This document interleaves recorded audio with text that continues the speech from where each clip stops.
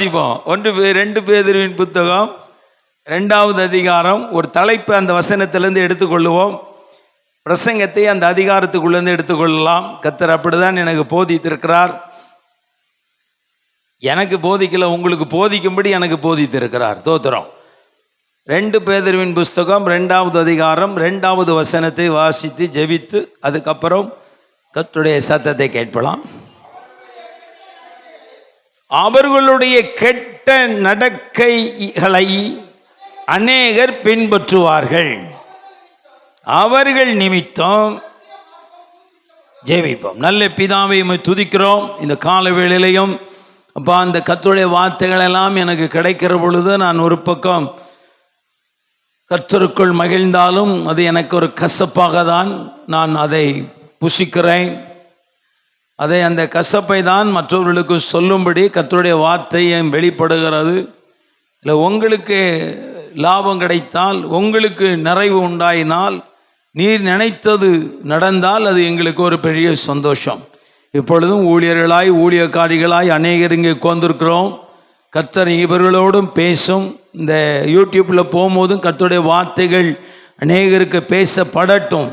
ஆண்டவரே, இந்த வார்த்தைகள் காற்றுகளிலே கலந்து விட வேண்டும்.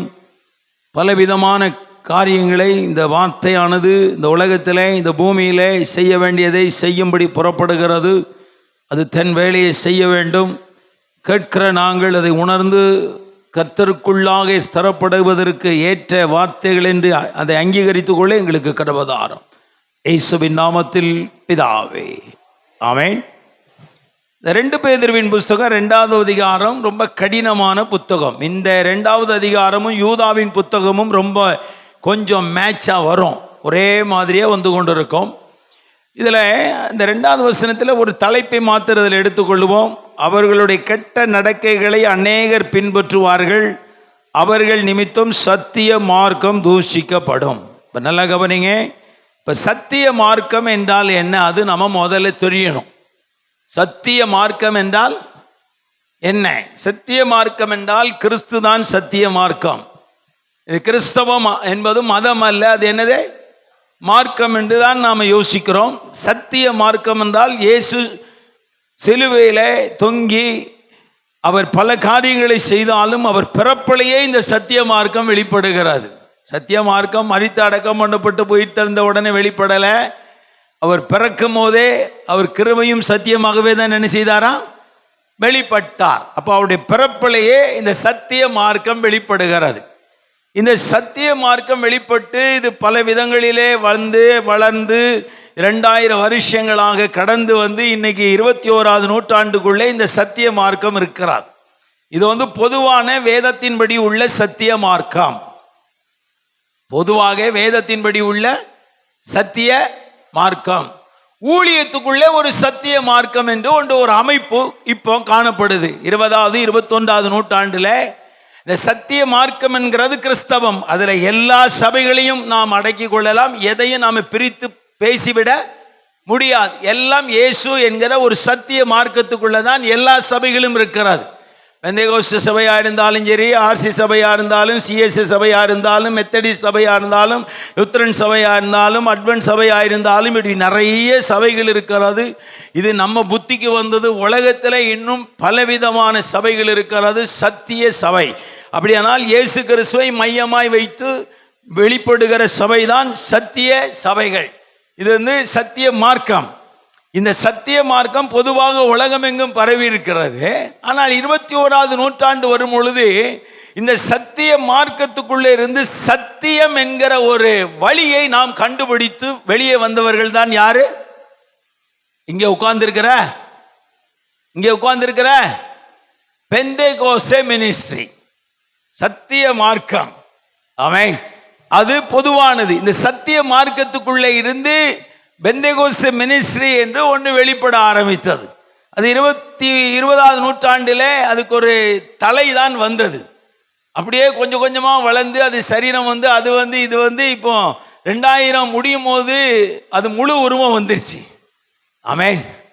முழு உருவம் வந்த பிறகு எல்லாருமே அதை வரவேற்றோம், அதை அங்கீகரித்தோம். அதற்கு பின்னாடி பல ஆயிரம் ஊழியர்களை கர்த்தர் எழுப்பினார், பல ஸ்தாபனங்களை எழுப்பினார், பல ஊழியங்களை கர்த்தர் உருவாக்கினார், பல ஆயிரம் லட்சக்கணக்கான ஆத்துமாக்களை கர்த்தர் ரட்சித்தார். இந்த சத்திய மார்க்கத்துக்குள்ளிருந்து வெளியே வந்த சத்திய ஊழியம் என்கிற ஒரு போர்வையிலே இதெல்லாம் நடந்து கொண்டு வந்து கொண்டே இருந்தது. ஆனால் இப்போ இந்த 2000 வருஷம் முடிஞ்சு 21வது நூற்றாண்டு வரும் பொழுது இந்த 2 பேதுரு 2:2 சொல்லப்பட்ட ஒரு அந்த சத்திய மார்க்கம் என்கிறதே என்னவாயிட்டு தூஷிக்கப்படுகிறது. நல்ல கவனிங்க, சத்திய சபைகள் தூஷிக்கப்படுறதை விட சத்திய மார்க்கமே உலகமெங்கிலும் இருக்கிற இயேசு கிறிஸ்துவை மையமாய் வைத்து செயல்படுகிற எல்லா சபைகளுமே இப்போ தூஷிக்கப்படுகிறதுக்கு ஏதுவாய் வந்து கொண்டிருக்கிறார். அதே தமிழ்நாட்டில் இந்த இந்தியாவில் நீங்கள் எடுத்துக்கிட்டீங்கன்னா அதில் சத்திய சபை என்று எழும்பின பெந்தகோஸ்து சபைமார்கள் ரொம்ப அந்த சத்திய மார்க்கம் தூஷிக்கப்படுகிறதுக்கு உபயோகப்படுத்தப்படுகிறார்கள். அது ரொம்ப வருத்தமாக இருக்கிறது. ஆமென், ஆமென். இப்போ சிபிஎம்குள்ள பல குழப்பங்கள் இருக்கிறது, எனக்கு நிறைய தெரியும். ஆனால் வெளியில் யாருக்கும் என்ன செய்கிறது இல்லை, வர்றதில்லை. ஆட்சி சபைகளுக்குள்ளே, ஸ்தாபனங்களுக்குள்ளே, நிர்வாகங்களுக்குள்ளே, ஃபாதர்களுக்குள்ளே, சிஸ்டர்ஸ்குள்ளே நிறைய குழப்பங்கள் இருக்கிறது. அது ஒன்றும் வெளியே வர்றதில்லை. சிஎஸ்ஏல எடுத்துக்கிட்டிங்கன்னா அங்கே எப்போ குழப்பம், சண்டை, பொல்லாப்பு என்ன இருந்தாலும் அது வர்றதும் தெரியாது, போறதும் தெரியாது. நல்லா கவனிக்கணும். ஆட்சியில் பிரச்சனை வரும், வர்றதும் தெரியாது, போறதும். சில நேரத்தில் காற்று அடித்தா பக்கத்து வீட்டு குப்பை நம்ம வீட்டு முன்னாடி இருக்கும். அதே காற்று திரும்ப அடிச்சுன்னா அந்த குப்பை அங்கே போயிடும். நம்ம பெருக்கலான்னு தொடப்ப எடுத்துட்டு வந்தால் அந்த குப்பை அங்கே.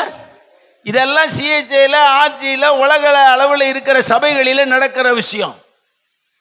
குழப்பம் வரும், பிரச்சனை வரும், சத்திய மார்க்கம் தூசிக்கப்படுற மாதிரி ஒரு சூழ்நிலை வரும். அப்படியே ஒரு காற்று அடிக்கும், அப்புறம் அதெல்லாம் அமர்ந்து போயிடும். ஆனா இந்த சத்திய சபை என்று சொல்லி பெந்தகோஸ்து நிர்வாகம் என்று சொல்லி உருவாக்கப்படுகிறதுல குப்பைகள் அங்கே கிடக்கிறது.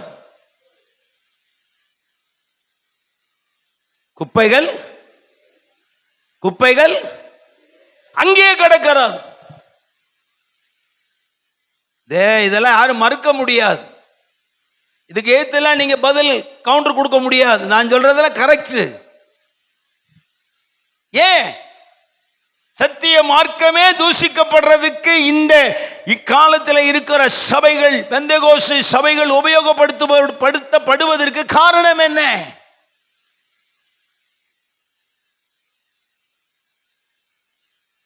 தெரியலையே. வர்ற குப்பைகள் அங்கே படுத்து கிடக்கிறது. ஒரு குப்பை ஒரு சபைக்குள்ள வந்துட்டால் அந்த சபையை விட்டு அந்த குப்பை வெளியே போறதில்லை. 1000 ரெவரண்டுமார்கள் சிஎஸ்ஐக்குள்ளே மாறிக்கொண்டே இருப்பார்கள். குப்பை என்கிறது அங்கே சேருவதில்லை. ஒரு உபதேச குப்பை உள்ளே வராது. உலகமெங்களுக்குள்ள ஆர்சி சபைகளுக்குள்ளே உபதேச குப்பைகள் வராது. மெத்தடிஸ்டுக்குள்ளே உபதேச குப்பைகள் வராது. லுத்தரன் சபைகளுக்குள்ளே உபதேச குப்பைகள் என்ன செய்யாது, வராது. தனிப்பட்ட மனிதனுடைய குப்பைகள் இருக்கும், அது வேறு. இங்கே குப்பைகள் அங்கே வருவதற்கு வாய்ப்பு இல்லை. எல்லாமே மதில் கட்டப்பட்டிருக்கிறது, தாழ்பால்கள் போடப்பட்டிருக்கிறது. ஆனால் பெந்தேகோஸ்து ஊழியங்களுக்குள்ளே உபதேச குப்பைகள் இப்ப நிறைய வந்துட்டு, இந்த குப்பை வெளியே போக மாட்டேங்க, என்ன பண்றது? எல்லாம் அழைக்கப்பட்டவர்கள் தான், இல்லை என்று சொல்லவில்லை. தெரிந்து கொள்ளப்பட்டவர்கள் தான், இல்லை என்று சொல்லவில்லை. பிரித்தெடுக்கப்பட்டவர்கள் தான், இல்லை என்று சொல்லவில்லை. தரிசனத்தினாலே அழைக்கப்பட்டவர்கள் தான், இல்லை என்று சொல்லவில்லை.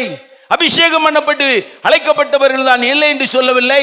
கர்த்தர் விசேஷித்த கிருபைகளை கொடுத்து அழைக்கப்பட்ட ஊழியர்கள் தான், நான் இல்லை என்று சொல்லவில்லை. எளிமையான நிலைமையில இருந்து கர்த்தர் தூக்கி இன்னைக்கு அவர்களை கனத்துக்குரிய ஒரு பெரிய பெரிய ஸ்தானத்தில் கர்த்தர் உயர்த்தி பல கோடி பணங்களை கொடுத்து கர்த்தருடைய நல்ல ஸ்தானத்தில் நிறுத்தி இருக்கிறார். நான் இல்லை என்று சொல்லவில்லை. ஆனால் வந்த குப்பை அங்க படுத்து கிடக்கிறதே ஏன்?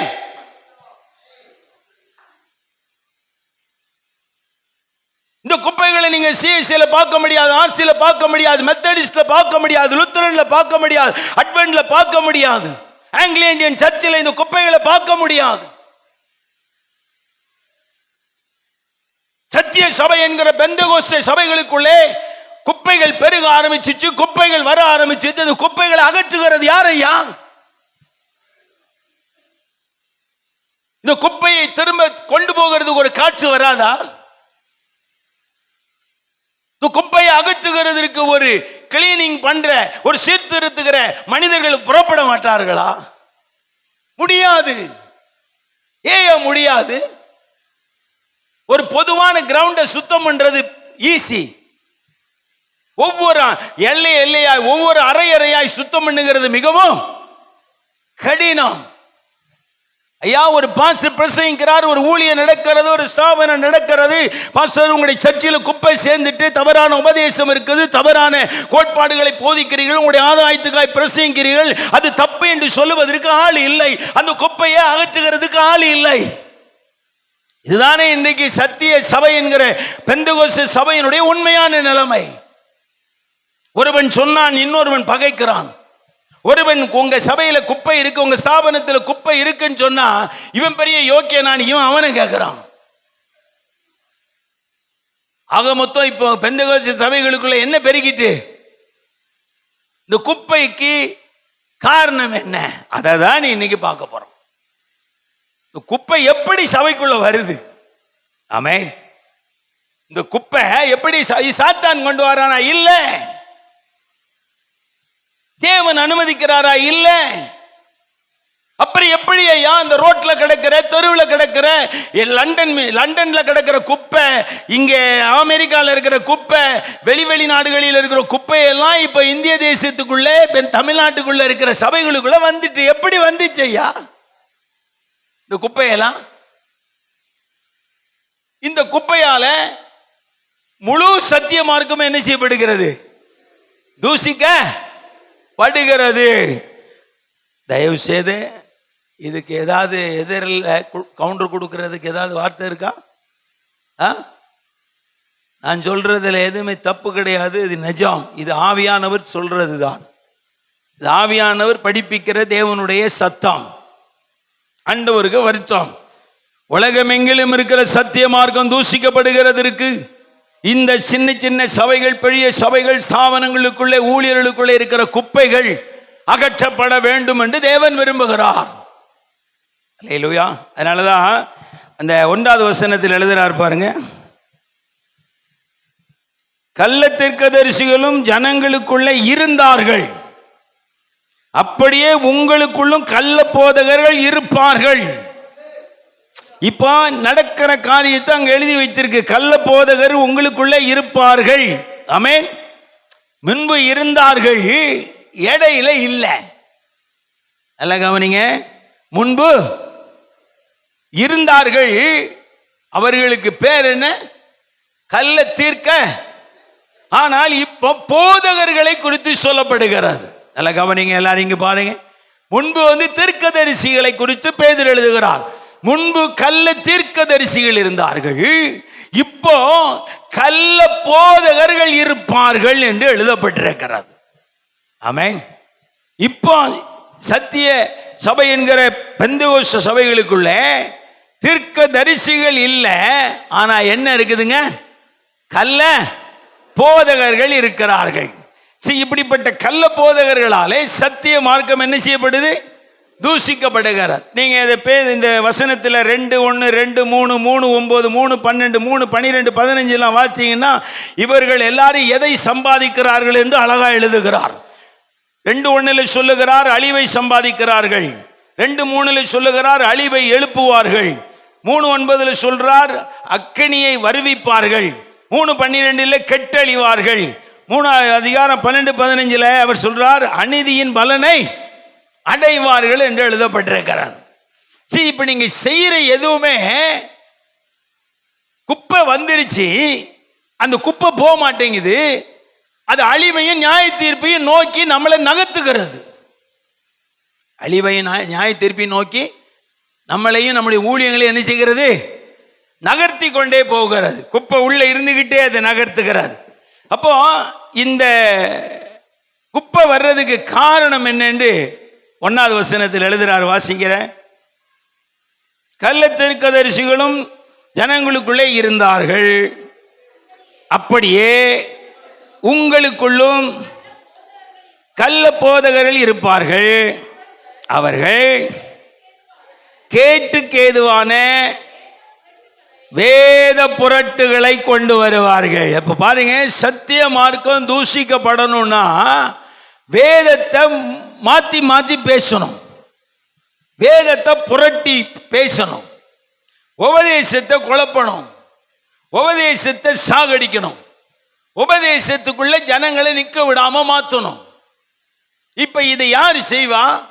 ஒரு ஆர்சி நிர்வாகம் செய்யாது, ஒரு சிஎஸ்சி நிர்வாகம் செய்யாது. ஏன்னா அவங்களுக்கெல்லாம் ஒரு பயலாஸ் இருக்கு, அவங்க எப்படினாலும் அந்த மாதிரி தான் பிரசங்கம் பண்ணணும். நான் இப்போ 2 நாள் லுத்தரன் சர்ச்சில் மீட்டிங் போயிருந்தேன். பெரிய சபை, திருக்கோயிலூர்ல சைலோம் சபை. 2 நாள் அங்கே கன்வென்ஷன்ல பேசினேன். அங்க ஆராதனையெல்லாம் எனக்கு ரொம்ப பிடிச்சிருந்துச்சு. இந்த பாஸ் எப்படியோ, கமிட்டி எப்படியோ, ஜனங்க எப்படியோ அப்படின்றத விட நான் 40 வருஷத்துக்கு முன்னாடி பார்த்த ஒழுங்கு அப்படியே இருக்கு. அங்க பாடல் மாறல, ஆராதனை மாறல, அவங்க ஆராதனை நடத்துற முறை என்ன செய்யல, மாறல.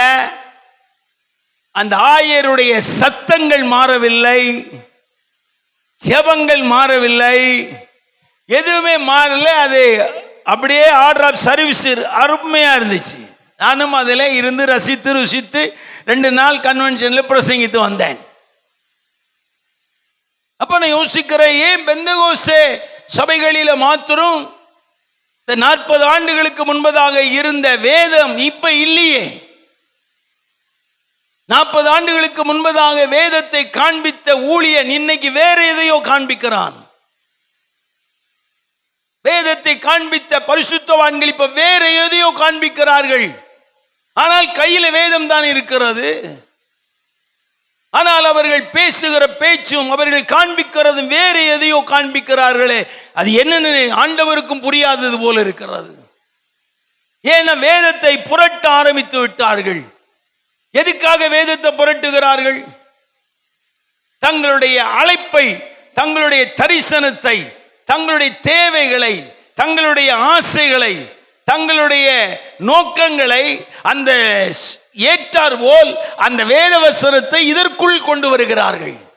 ஒரு காலத்தில் தரிசனம் வேதத்துக்குள்ளே இருந்து வந்தது, ஒரு காலத்தில் அழைப்பு வேதத்துக்குள்ளே இருந்து வந்தது, ஒரு காலத்தில் ஊழியம் வேதத்துக்குள்ளே இருந்து வந்தது, ஒரு காலத்தில் அபிஷேகம் வேதத்துக்குள்ளே இருந்து வந்தது, ஒரு காலத்தில் தேவ திட்டங்கள் வேதத்துக்குள்ளே இருந்து வந்தது, ஒரு காலத்தில் தேவனுடைய நன்மையின் பாதைகள் வேதத்துக்குள்ளே இருந்து வந்தது.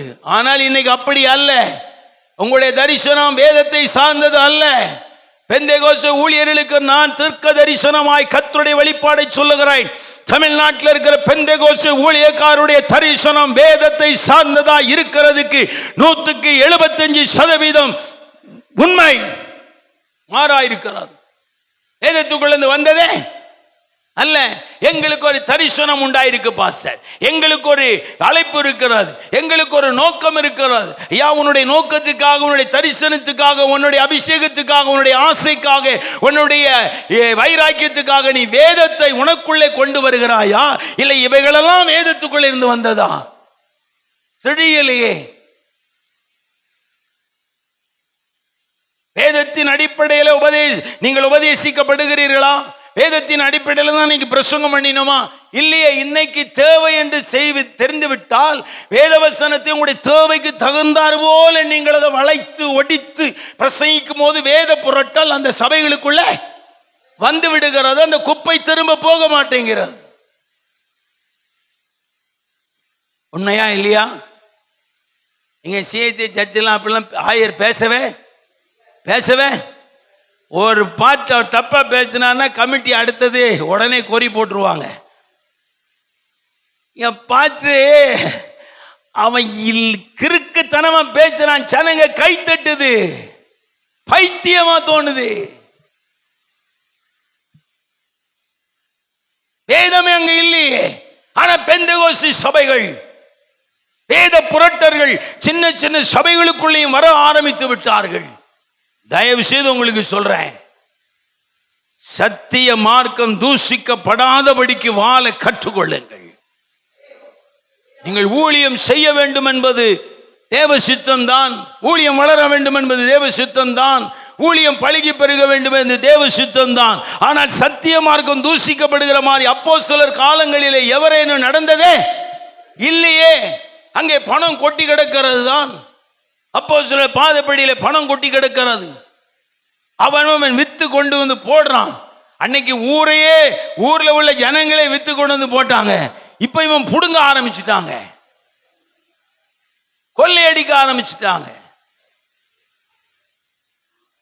வேண்டாம், சத்திய மார்க்கம் தூஷிக்கப்படுற மாதிரி ஆஃபரிங் வாங்காதீங்க, அது நல்லது இல்லை.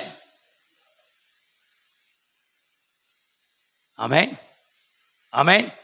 நான் திரும்ப சொல்றேன், மியூசிக் டைரக்டர் ஈமான் இருக்கிறார், கிறிஸ்டின் தான்.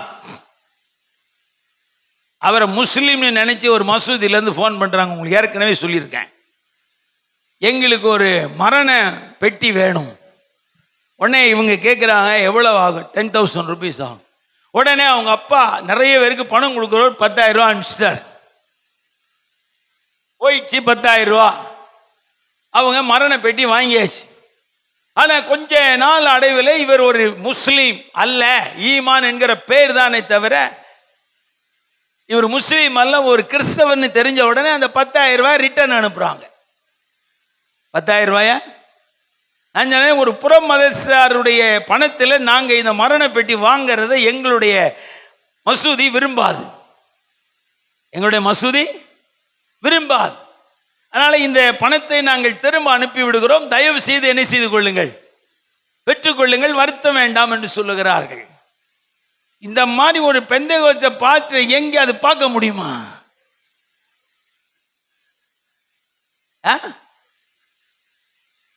ஐயா, நீ அவனை குறை சொல்ற, அவன் எவனோ இவனோ அவனோ இவனோன்னு சொல்ற, அவன் கரெக்டா இருக்கிறான். ஐயா, அவன் மார்க்கத்தில் உபதேசத்தில் கரெக்டா இருக்கிறான், மார்க்கத்தில் கரெக்டா இருக்கிறான். இது என்ன தெரியுமா? இந்த அம்மட்ட ஆட்கள்லாம் புடுங்கி தின்ற ஓநாய் கூட்டங்கள். இந்த சிங்கத்துக்கிட்டே இருந்தே சிறுத்தைகிட்டே இருந்தே அவங்க கஷ்டப்பட்டு அடிச்சு மானை கொண்டு வந்து வச்சிருக்கோம். கழுத புலி இருக்கு பார்த்தீங்களா, அது ஒரு 10 வந்துட்டுனா சிங்க வாயில் இருக்கிறத அது புடுங்கிட்டு போயிடும். சிறுத்தை 10 கிலோமீட்டர் ஓடி ஒரு மானை அப்படியே கப்பி வேத்து இழுத்து, அப்பா நமக்கு ஒரு ஆகாரம் கிடைச்சிட்டுன்னு யோசித்து திரும்பி பார்த்தா 4 கழுத புலி இருக்கும். அடிச்ச மானை சிறுத்தை போட்டுட்டு போயிடும். ஆமே, இது பிடுங்கி தின்ற ஓநாயை விட கழுத புலி. ஆமென். பெந்தெகோஸ்தே பாஸ்டர்லாம் ஓநாய் என்பதை விட கழுத புலி தான். எவன் சம்பாதிச்சு வச்சிருந்தாலும் கொண்டு வந்து கொட்டிடுறான், நான் எல்லாம் பார்த்துக்கிறேன். ஆமென். ஆடிக்காரனா வாங்குறேன், கோண்டாக்காரனா வாங்குறேன், என்ன கழுதியா வாங்குறேன். விலை உயர்ந்த வஸ்திரம் போடுறான், விலை உயர்ந்த ஹோட்டல்ல தங்குறான், என்ன கழுதியா பண்றான். கேட்டா நாங்க சத்திய மார்க்கத்தை தூசிக்கிற கூட்டம் சொல்லாம சொல்லிட்டு இருக்கான். தயவு செய்து சொல்றேன், சத்திய மார்க்கம் தூசிக்கப்படுற மாதிரி வேதத்தை புரட்டி பேசிடாதீங்க. வேண்டாம். வேதத்தை வச்சு நீங்க மடு இல்லாத இடத்துல கூட பால் கறக்கலாம். ஏன்னா வேதம் அவ்வளவு வலிமை உள்ளது, வேதம் அவ்வளவு. ஏன்னா அவர் அப்படிதான் சொல்லி இருக்கிறார், வனாந்தரத்தை வயல்வெளி ஆக்குறதுன்னா அப்படிதான். வேதத்தில் அவ்வளவு வலிமை இருக்கு. இத வேதத்தை புரட்டி தங்களுடைய தேவைகள், தங்களுடைய ஆதாயங்கள், தங்களுடைய ஆசீர்வாதம் என்கிற வார்த்தைகளுக்காகவே இவர்கள் வேதத்தை புரட்டி புரட்டி பேசி எங்கேயோ கொண்டு போய் விட்டாச்சு. வேண்டாம். உங்களுக்கு லாபம் கிடைச்சாலும் கிடைக்காட்டாலும் வேதத்தை கரெக்டா போதிக்கணும்னு ஆண்டவர் சொன்னார். உங்களுக்கு இன்னைக்கு காணிக்கை கிடைச்சாலும் கிடைக்காட்டாலும், தேவை சந்திக்கப்படாட்டாலும் வேதத்தை கரெக்டா ஜனங்களுக்கு போதிச்சிருங்க. உங்களுக்கு பலன் அளிக்கிறவர் உங்க கூட இருக்கிறாரே. ஆமென். உங்களுக்கு பலன் அளிக்கிறவர் உங்க கூட இருக்கிறார். உங்களுடைய தேவைகளை சந்திக்கிறவர் உங்க கூட இருக்கிறார். எனக்கு ஆசைதான்யா, 1000 வண்டி ஆம்புலன்ஸ் வாங்கி விடணும்னு எனக்கு ஆசை தான், 1000 கிராமத்துக்கு பஸ் வாங்கி விடணும்னு ஆசை தான். ஆனால் ஆண்டவர் சொல்றாரு, நான் கொடுத்த வேதத்துக்குள்ள நான் உனக்கு ஒரு அழைப்பு கொடுத்துருக்கேன், அதை மாதிரி செய்கின்றாரே. என் ஆசையை அவர் மதிக்கலையே. எனக்கு ஆசை இருக்குதுங்க, 10-100 ஊழியக்காரங்களுக்கு இடம் வாங்கி 100 ஊழியக்காரங்களுக்கு சர்ச்சை கட்டி கொடுத்தா சந்தோஷமா இருப்பாங்களே. கர்த்தருக்கு ஊழியம் செய்வன் சந்தோஷம் தான். கர்த்தர் சொல்றாரு, அதெல்லாம் நான் பார்த்துக்கிறேன்டா, நீ வேதத்துக்கு ஊழியம் செய். வேதத்தை புரட்டிடாத. உன்னுடைய தரிசனத்துக்காக, உன்னுடைய அழைப்புக்காக, உன்னுடைய நோக்கத்துக்காக வேதத்தை என்ன செஞ்சிடாத, புரட்டிடாத. வேத புரட்டர்கள் வெளியில எங்க பெந்தேகோஸ்தேல தான் இருக்கிறான்.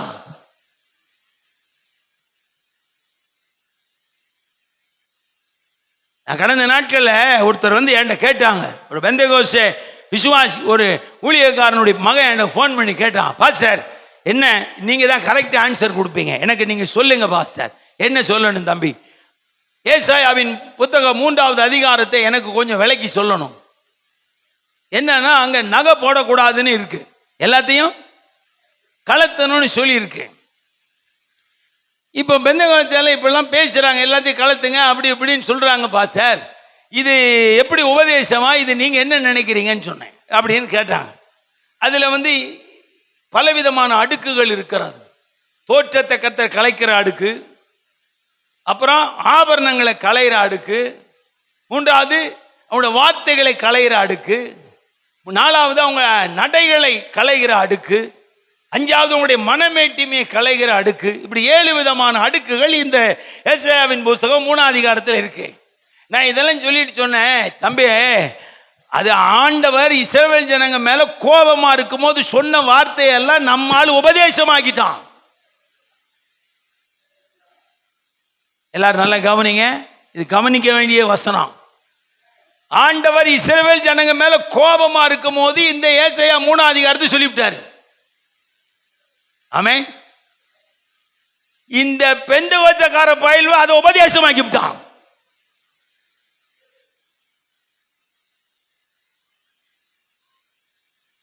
நான் இதை சொல்றதுக்கெல்லாம் பயப்படல, கர்த்தர் சொல்ல சொன்னார். நான் கோபமா சொன்னதெல்லாம் இன்னைக்கு உபதேசம் ஆகிட்டேன். அதான் குடும்பம் உடையுது. ஒரு குடும்பத்தில் புடிச்ச பொண்டாட்டி சண்டை வருது, பொண்டாட்டி சொல்றா நான் யாரு கூடயாவது ஓடிடுவேன். ஒரே ஒரு வார்த்தை கோபத்தில் சொன்னா முடிஞ்சு போச்சு சாப்டர். இவன் காலமெல்லாம் சொல்றான் என் பொண்டாட்டி எவன் கூடயாவது ஓடிடுவேன்னு சொல்றான். இவளை நம்ப முடியலன்றான். உண்மையா ஓடுவாளா? அந்த ஆவேசத்துல எங்கேயாவது ஓடிடுவேன்னு சொல்லிட்டான். புருஷங்காரன் கோபம் வந்துச்சு, கோபம் வந்தோன்னு சொல்றான் போடி அவன் முடியாது, என் கூட இருந்து என் உயிரை வாங்குற அப்படின்னு கோபத்தில் சொல்லிட்டான். உண்மையா பொண்டாட்டியை இன்னொருத்தங்கட அனுப்பிடுவானா? ஐயா அப்படியே ஆம்பளைங்க இருக்காங்களா? கோபத்தில் சொன்ன வார்த்தைகளை எல்லாம் மனதில் பிடிச்சுக்கிட்டு நீங்க காலமெல்லாம் சண்டை போட்டா குடும்பம் ஒப்பேறாது, குடும்பம் முன்னேறாது, குடும்பம் சமாதானமா இருக்காது. ஆண்டவர் இஸ்ரவேல் ஜனங்க மேல உள்ள கோபத்தில் ஏசாயா 3வது அதிகாரத்தை சொன்னாரு. நம்ம பெந்தேகோஸ்தேக்கார பயல்வ அதை உபதேசமாக்கிட்டு இப்ப அதை தாக்கு பிடிக்காம இவனையும் பொண்டாட்டியும் போடுறது இல்லை, பிள்ளைய போட வைக்கிறான், பேத்திய போட வைக்கிறான், மருமகளை போட வைக்கிறான், மகனை போட வைக்கிறான், எல்லாரையும் போட வச்சுதான் இவனுக்கே தெரிஞ்சு போச்சு. கோபத்தில் சொன்னதை நாம என்னவா மாத்திவிட்டோம். ஆனா இது உபதேசமே, இது உபதேசமே. நகை கலத்துறதெல்லாம் உபதேசம் கிடையாது. எங்கேயா இருக்கு பைபிள்ல? நானும் நகைப்படாத மனைவி, நகைப்படாத பிள்ளை, நகைப்படாத மருமகளை வச்சிருக்கிறவன் தான், இல்லைன்னு சொல்லல. இதெல்லாம் உபதேசம் கிடையாது. யானை தேவன் கோபத்தில் சொல்லுகிற வார்த்தைகளை நீங்கள் உபதேசமாய் மாற்றி வேதத்தை புரட்டி கடைசியில இன்னும் தீமத்தேல என்ன சொல்றாரு? புசிக்காதன்னு சொல்லுவாராம், கல்யாணம் பண்ணாதன்னு சொல்லுவானாம். வேத புரட்டர்கள் இப்படி பல விதங்களில வந்து இவங்களால இப்ப அதை தாக்கு பிடிக்க முடியல. 10 பவுன் நகை வாங்குறதுக்கு 10 ஏக்கர் இடம் வாங்குறான். நகை வாங்குறவனாவது 10 பவுன் வாங்குவான், இவன் 10 ஏக்கர் வாங்குறான், 100 ஏக்கர் வாங்குறான், 1000 ஏக்கர் வாங்குறான். கேட்டா எங்க தரிசனம்? எங்க தரிசனம்? பெரிய தரிசனம். ஐயா, வேதத்துக்குள்ள இருந்து தரிசனம் வரணும் ஐயா. ஒரு ஜனத்தின் தேவைகளுக்காக நான் தரிசனம் பண்ணா நான் ஒரு ஆள் இந்தியாவில் 20 பேரை கல்யாணம் பண்ணணும். கல்யாணம் ஆகாத பெண்கள் நிறைய பேர் இருக்கிறாங்க. இவங்களுக்கெல்லாம் கல்யாணம் ஆகலையே, இவங்களுக்கு தேவை அதிகமா இருக்குன்னு சொன்னா 20 பேர் நான் கல்யாணம் பண்ணி குடும்பம் நடத்த முடியும்? இந்திய தேசத்துக்காக தரிசனம் வருது, இந்திய தேசத்துக்காக சொப்பனம் வருது, இந்திய தேசத்துக்காக ஒரு உபதேசம் வருது. இவன் உருவாக்குற ஊழியத்துக்கு ஒரு உபதேசம், இவன் கண்ட தரிசனத்துக்கு ஒரு உபதேசம், இவன் சொல்ற சொல்லுக்கு ஒரு உபதேசம். அதெல்லாம் வேத புரட்டர்கள். வேதத்தின் அடிப்படையா வேதத்தில் இருக்கிற வார்த்தைகள் அப்படியே பிரசங்கம் பண்ணி அப்படியே ஊழியம் செய்யுங்கய்யா. நீங்க பிரயாசப்பட வேண்டாம். உங்க மூலமா நடத்துற உங்க சபை பரலோகத்துக்கு போகும். ஆமென், ஆமென். ஒரு விசுவாசியை பார்த்து ஒரு விசுவாசி கேக்குது, ஒரு பாஸ்டர் கேட்கிறார், சிஸ்டர் இங்க கவனிங்க, சிஸ்டர் நீங்க பரலோகம் போவீங்களா? அந்த அம்மா சொல்லுது, எங்க ஸ்தாபன தலைவரே பரலோகம் போனா நான் ஏன் போக மாட்டேன்?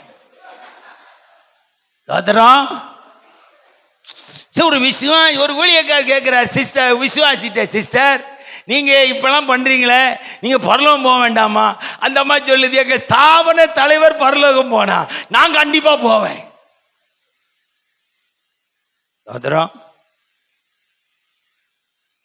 சரி, நல்லா யோசித்து பாருங்க. சரி, விசுவாசி அற்பமா நினைக்காதீங்க. அவங்க உங்களையே பதம் பண்ணி வச்சிருக்கிறாங்க. ஆமென். எங்க பாஸ்டர் பொண்டாட்டி பரலோகம் போனா நான் பரலோகம் போவேன்னு சொல்லிட்டு விசுவாசி சொல்லுது. இன்னொரு விசுவாசி சொல்லி, எங்க பாஸ்டர் பரலோகம் போனா நான் போவேன். அப்ப நான் பாஸ்டர் போவார் நம்பிக்கை இல்லையா விசுவாசிகளுக்கு?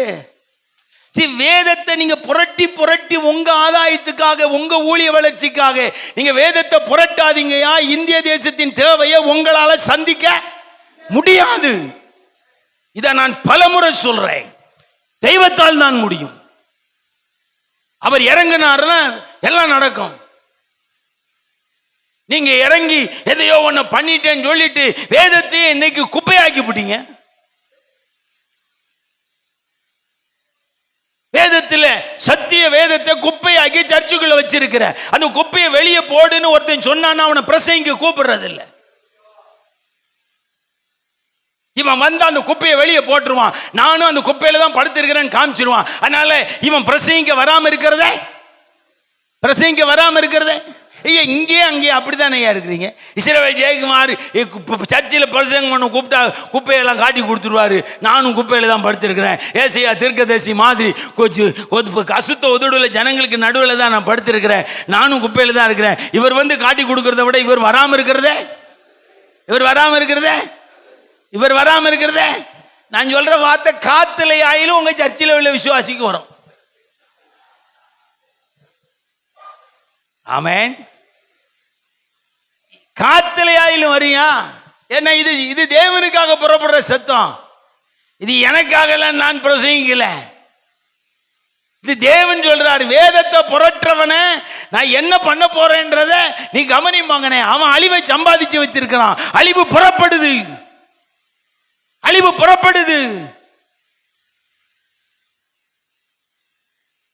பிப்ரவரி மாசம் இதை பேச சொன்னார். வருஷம் முதத்துல நம்ம அப்படி பேசிடக்கூடாதுன்னு சொல்லி பல்ல கடிச்சிட்டு விட்டுட்டேன். கத்திச்சன எதுக்கு நான் சொன்னது நீ சொல்றதுக்கு யோசிக்கிற? அழிவு புறப்படுது. அவன் சம்பாதிச்ச அழிவு அவனுக்கு புறப்படுது.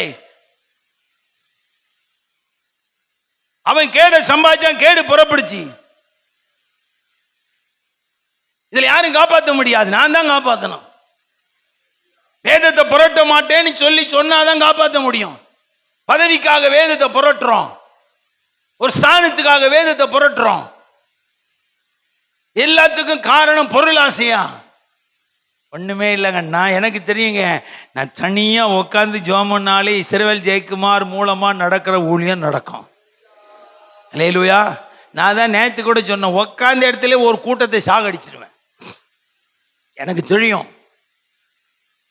என் வாயிலிருந்து வர வார்த்தையும் முழங்கால்களும் அதை மாதிரி ஸ்ட்ராங்கானது. முடக்கி போட்டுருவேன். வாத நோயை அனுப்பிடுவேன் வீட்டுக்கு. வேதத்துக்கு புறம்பா பேசி ஊழியம் செய்து நீ சனியனா மாற வேண்டிய அவசியம் இல்லையா? வேதத்துக்கு புறம்பா பேசி நீ பெரிய ஆலயத்தை கட்டி பெரிய நிர்வாகம் பண்ணி பெரிய பெரிய காரியங்களை சாதிக்க வேண்டிய அவசியம் இல்ல. அது தெய்வத்திற்குரியது அல்ல. அது உன்னுடைய சுய லாபம், உன்னுடைய சுய சந்ததிக்காக, உன்னுடைய சுய தலைமுறைக்காக. கர்த்தருக்காக வேதத்தை புரட்டாம பிரசங்கம் பண்ண பாருங்க, வேதத்தை மாறாம பிரசங்கம் பண்ண பிரயாசப்படுங்க. பெந்தெகோஸ்தே பாஸ்டர்ஸ்ங்க சத்தியம் பிரசங்கிறவனு நாலு தலைவர் இருந்தா இவன் வாயில சத்தியம் வர மாட்டேங்க. எதுக்கு இவன் உனக்கு சப்பக்கட்டு கட்டணும்னா வேணா. மனசாட்சியின்படியும் வேதத்தின்படியும் கரெக்டா வேதத்தை பிரசங்கம் பண்ணி பழகுங்க. வேதத்தை புரட்டி புரட்டி நீங்க உங்க ஊழியத்தை வளர்க்க வேண்டிய அவசியம் அது அழிவு. நான் ஒண்ணு சொல்றேன், 50 வருஷம் ஊழியம் செஞ்சவங்களை காட்டில நான் 5 வருஷம் செஞ்ச ஊழியம் 50 வருஷம் ஊழியத்துக்கு ஈடானது. ஏன்னா வேதத்து இந்திய தேசத்தின் தேவைகளுக்காக நான் ஊழியம் செய்யல, வேதத்தின் அடிப்படையில் ஊழியம் செய்யறேன். இந்தியாவில் 1000 தேவை இருக்கு ஐயா, அதெல்லாம் நம்மளால ஒண்ணும் பண்ண முடியாது. ஜெபம் பண்ணலாம், உபவாசம் பண்ணலாம், ஆண்டவர் இறங்கினாதான் எல்லாம் நடக்கும். ஆண்டவர் எப்படி இறங்க வேண்டார்? வேத வசனம் எங்க இருக்கு அங்க இறங்க வேண்டார். வேத வசனம் இல்லாத இடத்துல ஆண்டவரால் இறங்க முடியாது. சத்தியம் எங்க இருக்கு அங்கதான் நான் இறங்க வேண்டார். வேத சத்திய வசனம் அங்க இல்ல. ஏன்? வேதத்தை புரட்டுறத கொஞ்சம் ஸ்டாப் பண்ணுங்க. உங்க விருப்பத்தை எல்லாம் சர்ச்சில் பிரசங்கம் பண்ணாது. உங்களுக்கு 1000 தரிசனம் இருக்கு, மிஷினரி தரிசனம் இருக்குன்னு அடுத்தவன் பைய திருடாத, அடுத்தவன் பொருளை கொள்ளையாடாத. வேணாம். கர்த்தர் தந்தா ஊழியம் செய், தரலன்னா அவர் பாதத்தில் விழு. கர்த்தர் உன்னை கொண்டு என்ன செய்யணுமோ அதை கண்டிப்பா செய்வார். உங்களை கொண்டு கர்த்தர் என்ன செய்யணும்ன்றது அவருக்கு நல்லா தெரியும். அவருக்கு தெரியாத கற்றுக் கொடுக்கிற பெரிய புத்திமான்களா இருந்து வேதத்தை புரட்ட வேண்டிய அவசியம் இல்ல. டிவி எல்லாம் இப்ப உலகத்துக்குள்ள போயிட்டு, தோட்டம் உலகத்துக்குள்ள போயிட்டு. நான் காலையில எழும்பி இன்னைக்கு ஜோம் பண்ணேன். தமிழ்நாட்டில் இருக்க எல்லா ஊழியத்துக்காக ஜோம் பண்ண. ஆண்டவர் சொல்றார், இந்த செங்கோட்டையில் இருக்க ஒரு மலை இருக்காது, கொஞ்ச காலத்துல ரிசார்ட்டா மாறிடும். எனக்கு இருதயமே வெடிச்சுது.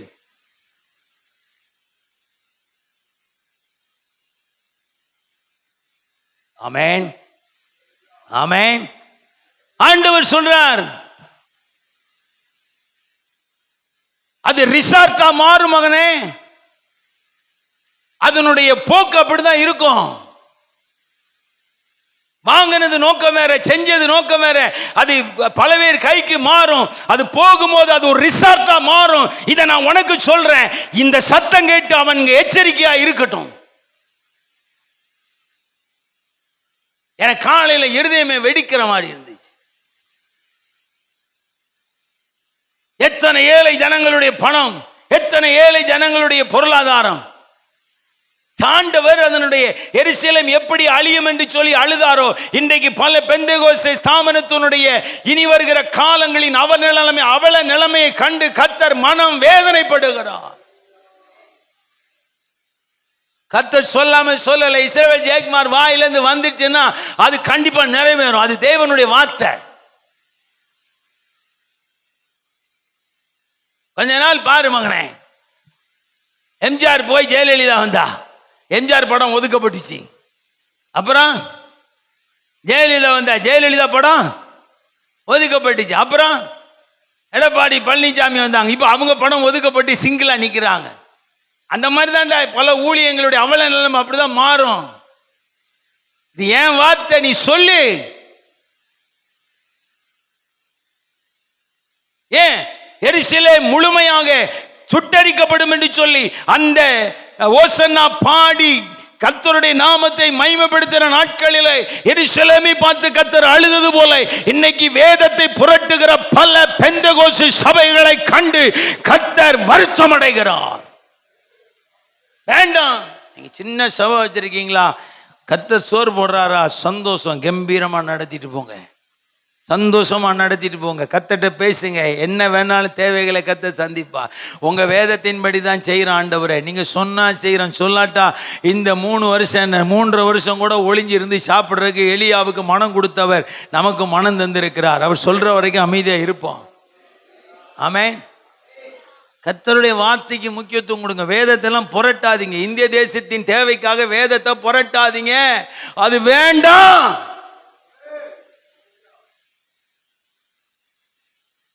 ஆமென், ஆமென், ஆமென்.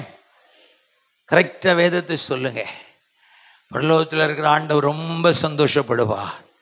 என் வேதத்தை கரெக்டா போதிக்கிற என் ஊழியக்காரனே கர்த்தர் ரொம்ப சந்தோஷப்படுவார். அப்போஸ்தலர் காலத்துல பல நெருக்கம் வருது, பல கஷ்டம் வருது, மிரட்டுறாங்க. சத்தியத்தை சொல்லக்கூடாது, பிரசங்கிக்க கூடாது.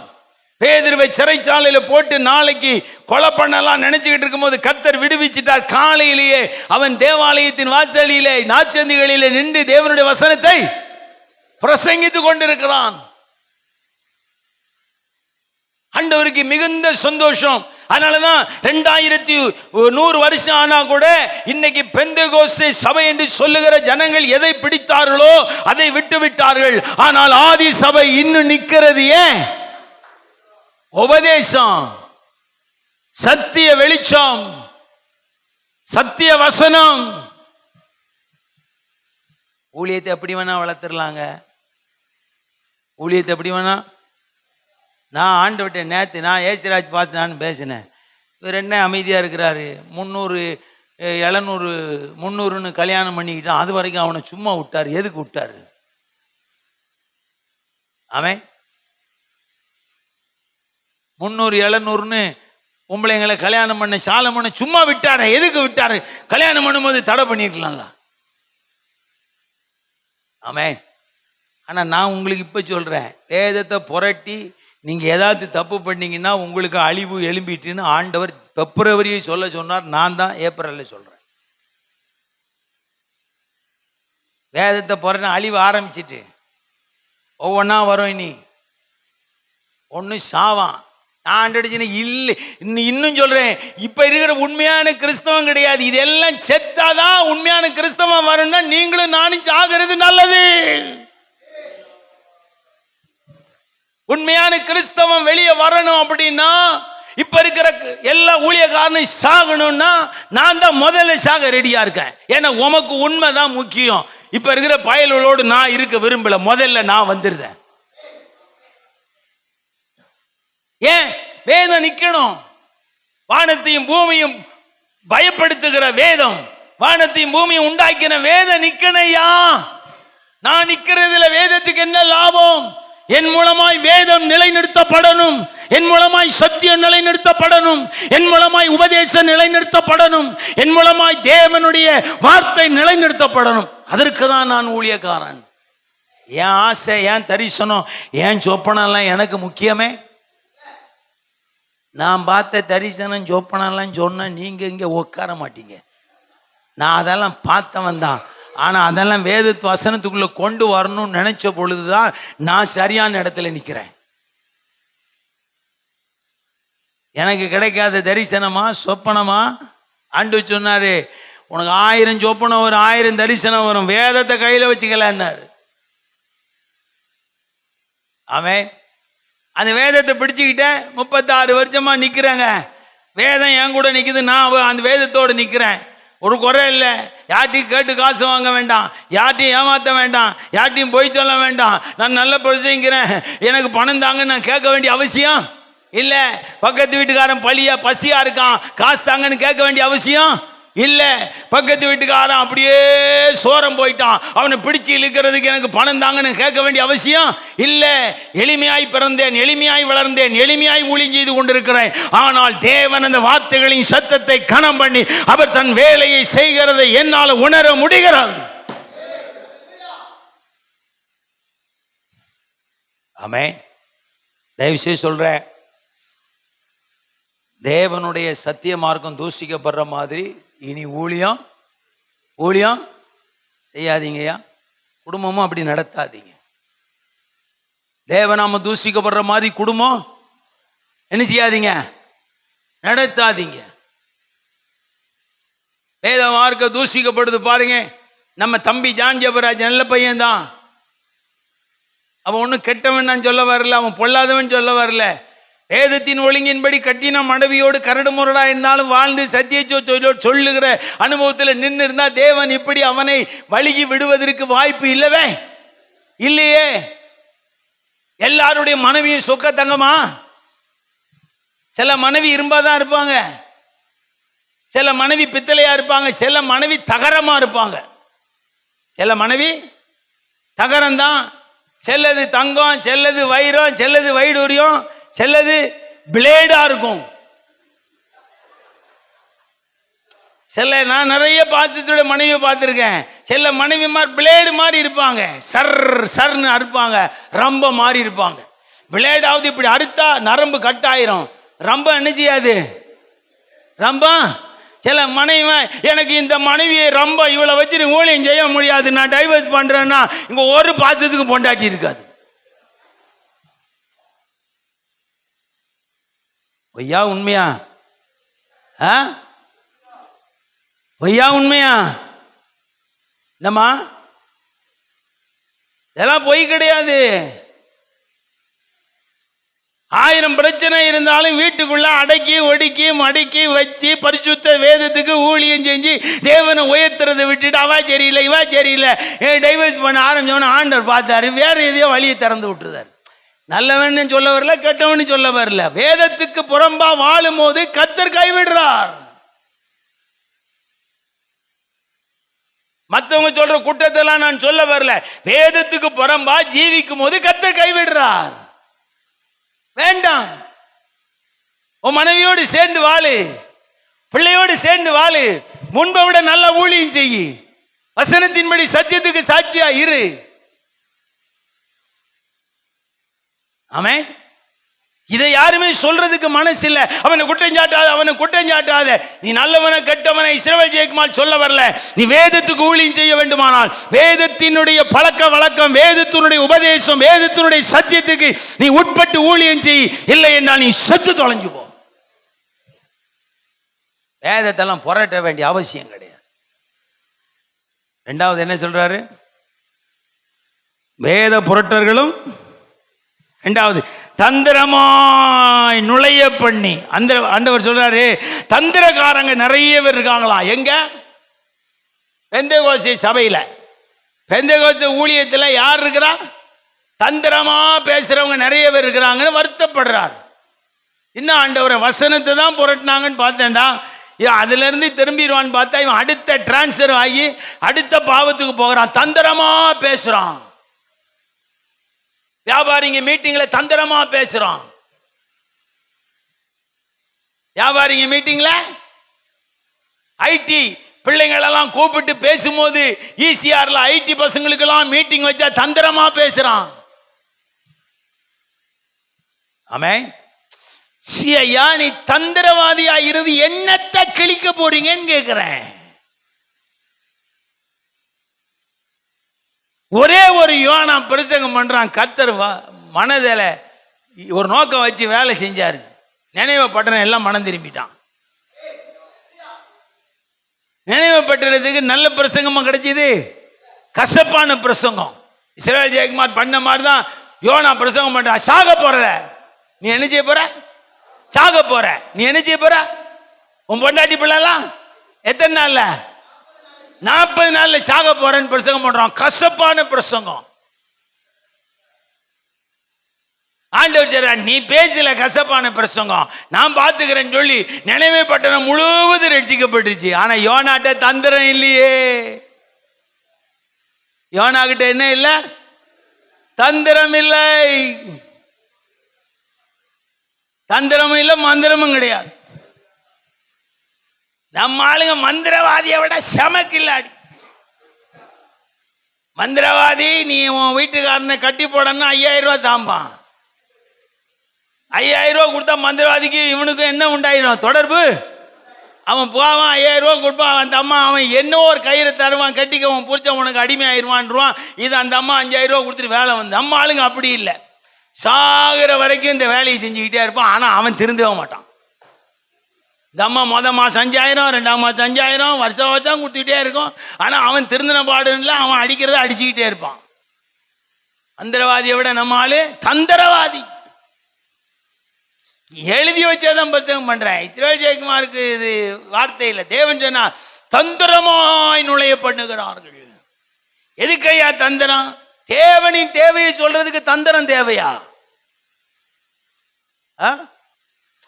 நீ சொல்ல போகிறது தேவனுடைய தேவை, தேவனுடைய தேவையை சொல்றதுக்கு எதுக்கு தந்திரம் தேவை?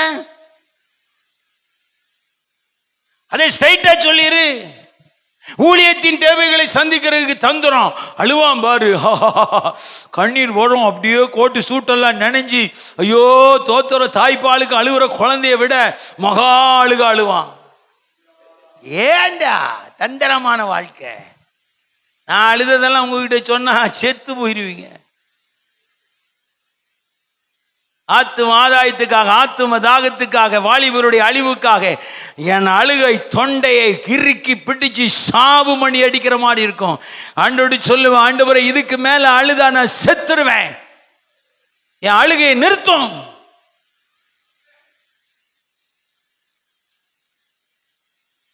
அப்படி அழுதவன் தான் இன்னைக்கு கர்த்தருக்காக அழுகிறேன்.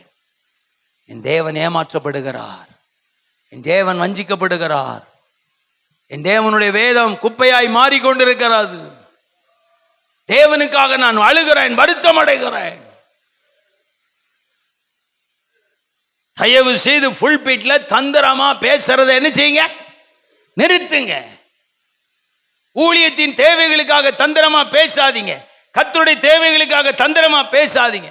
தேவ திட்டம் நிறைவேறணுன்றதுக்காக தந்திரமா என்ன செய்யாதீங்க. ஐயோ என் ஜனம் அழிகிறது, ஒரு 10 கோடி ரூபாய் இருந்தா ஒரு ஏக்கர் நிலத்தை வாங்கி ஒரு எவ்வளோ ஜனங்க உட்கார மாடி தோத்திரம் பண்ணுவேன். டே நீ 50 வயசுல இல்லை 80 வயசுல 78 வயசுல செத்து போயிடுவா. அந்த இடத்த யாருக்கு நான் கொடுக்க போறேன்?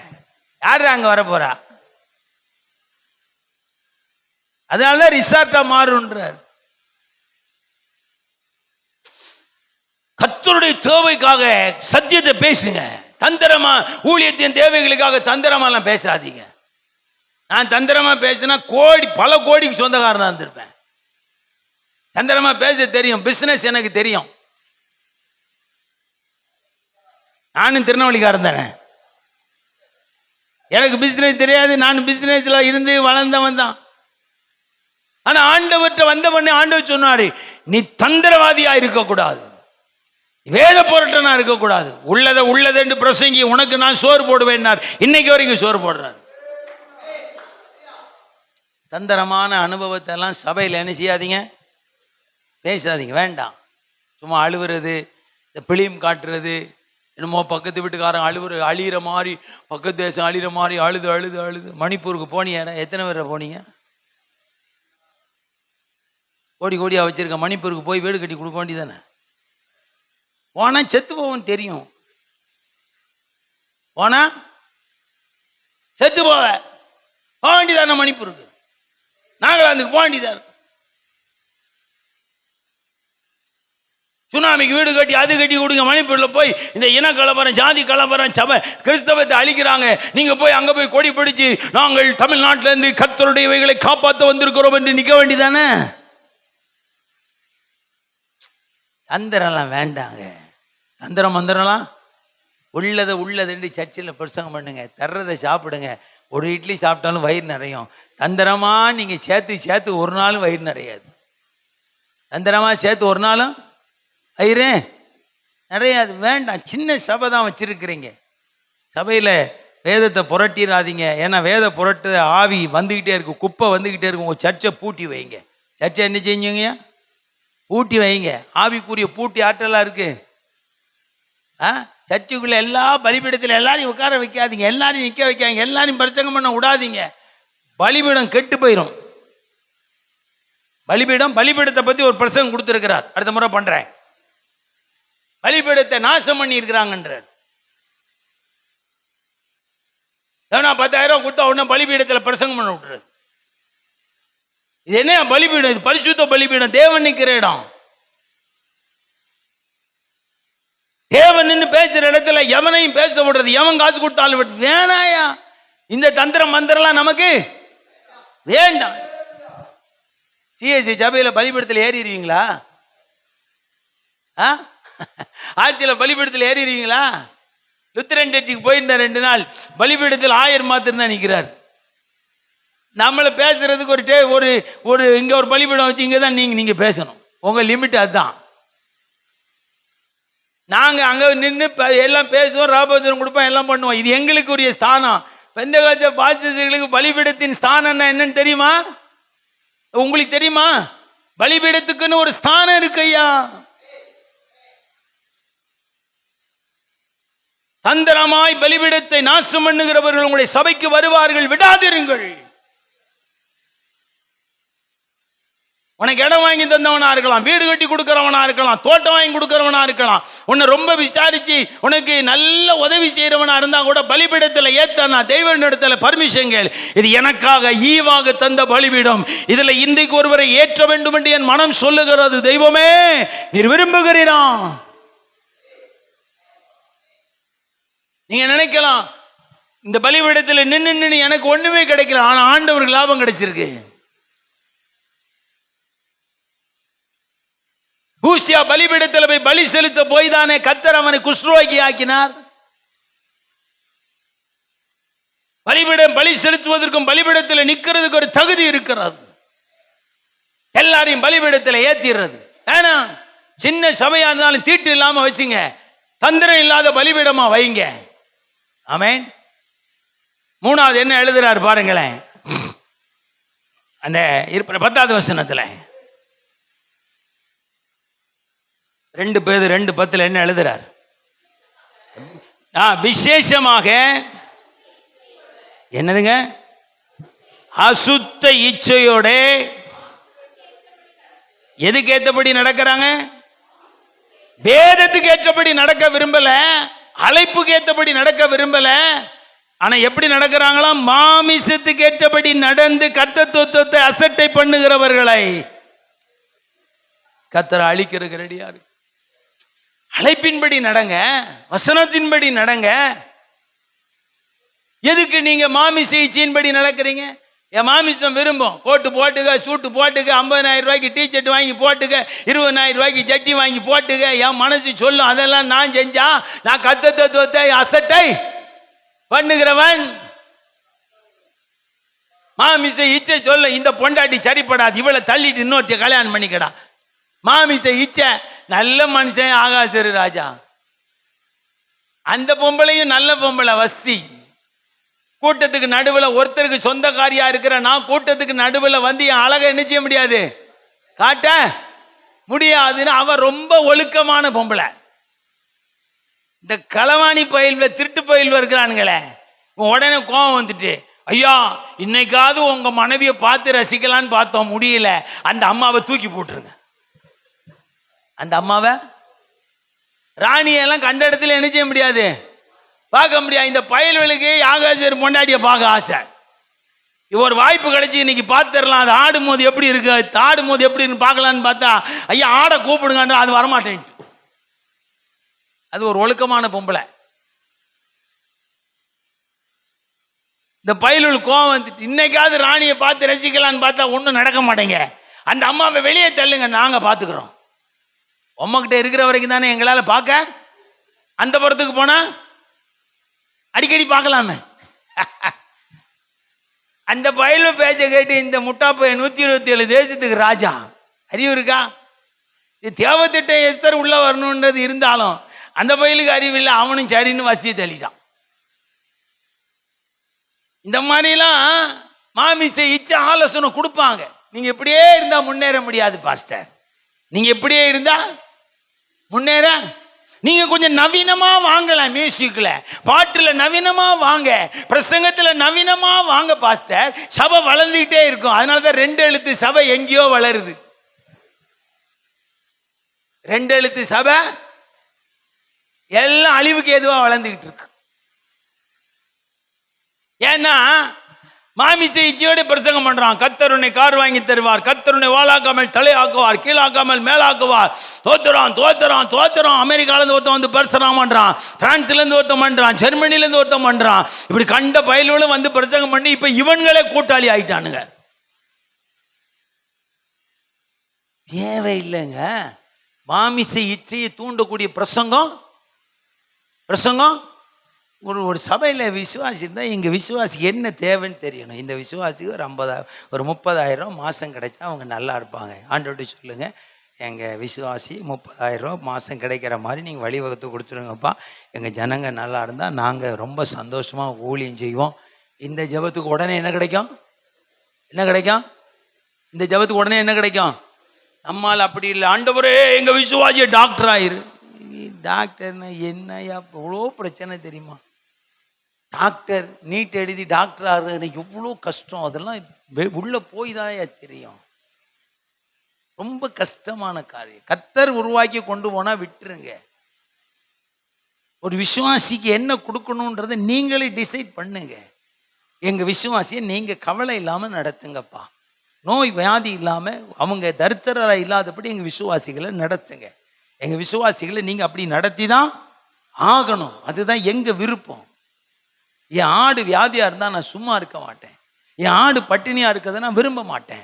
என் ஜனம் பட்டினியா இருக்கக்கூடாது, என் ஜனம் வியாதியா இருக்கக்கூடாது. அழுது சோம் பண்ணுங்க ஐயா.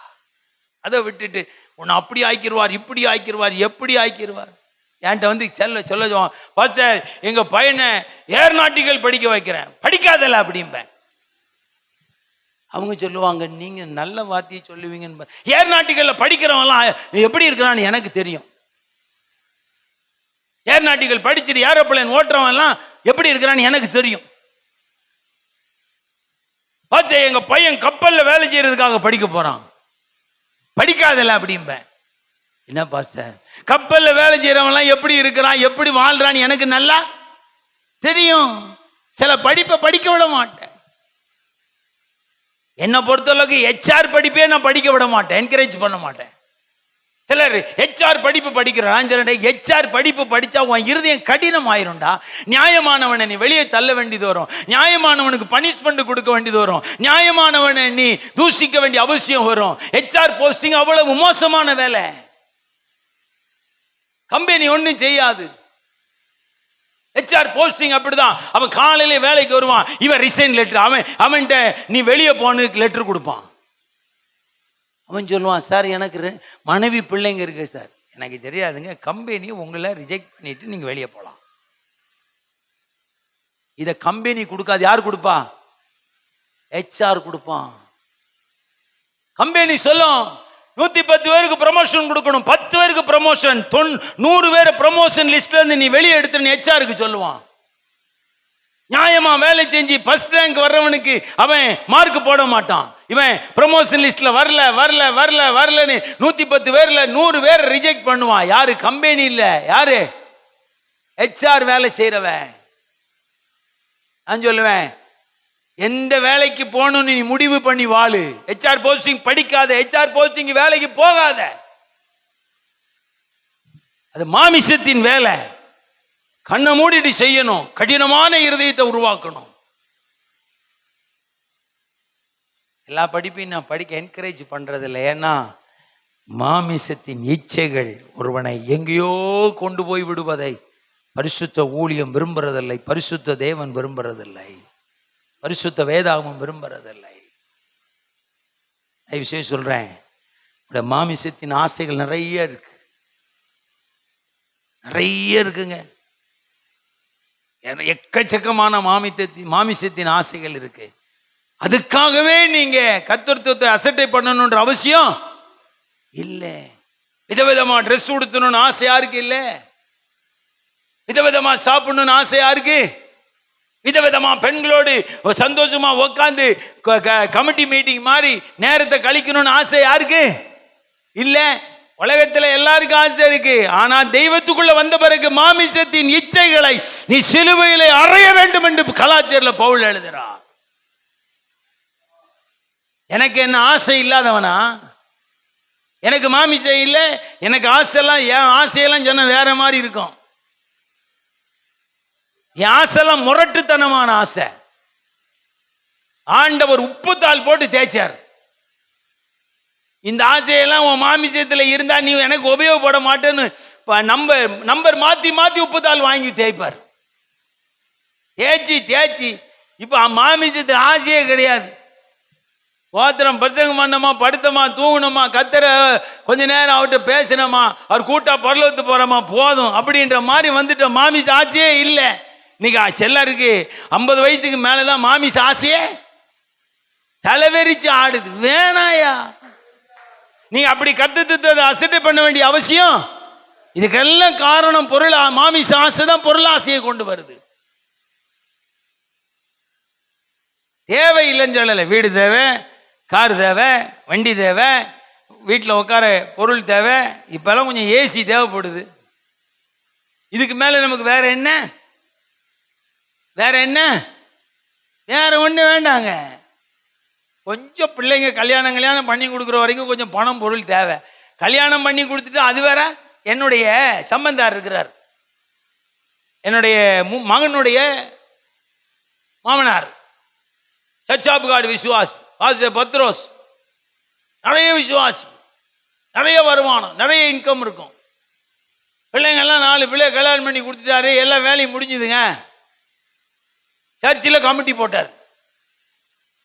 உங்க காணிக்கை எனக்கு வேண்டாம், உங்க உபசரிப்பு எனக்கு வேண்டாம், எல்லாம் கமிட்டி எடுத்துக்க, எனக்கு ஒரு சம்பளம் கொடு. கமிட்டி விசுவாசி, ஐயா இது என்ன கதையா இருக்கு, புதுசா ஒண்ணு உருவாக்குறீங்க. அவர் சொன்னா, எனக்கு தேவையில்லை பணம், ஊழியம் செய்ய வந்திருக்கிறேன், எனக்கு பணம் தேவையில்லை, கமிட்டி போட்டுக்க, காணிக்கையிலேருந்து தசமாகத்திலேருந்து கணக்கு பண்ணி எடுத்துட்டு போய் நீங்க பேங்க்ல போட்டு நீங்க ஊழியத்துக்கு என்ன வேணா பண்ணுங்க, எனக்கு ஒரு சம்பளத்தை கொடுத்துருங்க. நான் அன்னைக்கு போயிருந்தேன், அந்த கமிட்டி ஃபார்ம் பண்ணி நான் உங்களுக்கு ஒரு பிரதேசம் பண்ணி ஜோம் பண்றதுக்கு நான் போயிருந்தேன். எனக்கு ஆச்சரியமா இருந்தது. எல்லாம் கவர்மெண்ட் ஸ்டாஃப் உள்ள விசுவாசிங்க தான். லட்சமா காணி. அவர் எனக்கு வேண்டாம், உண்மையா பிரசங்கம் பண்ணிட்டு உண்மையா செத்து போவையா. கமிட்டி சரண்டர் பண்ணி இன்னைக்கு 2 வருஷம் ஆச்சு. கமிட்டி சூப்பரா 3 வருஷம் ஆச்சு. கமிட்டி போயிட்டே இருக்கு.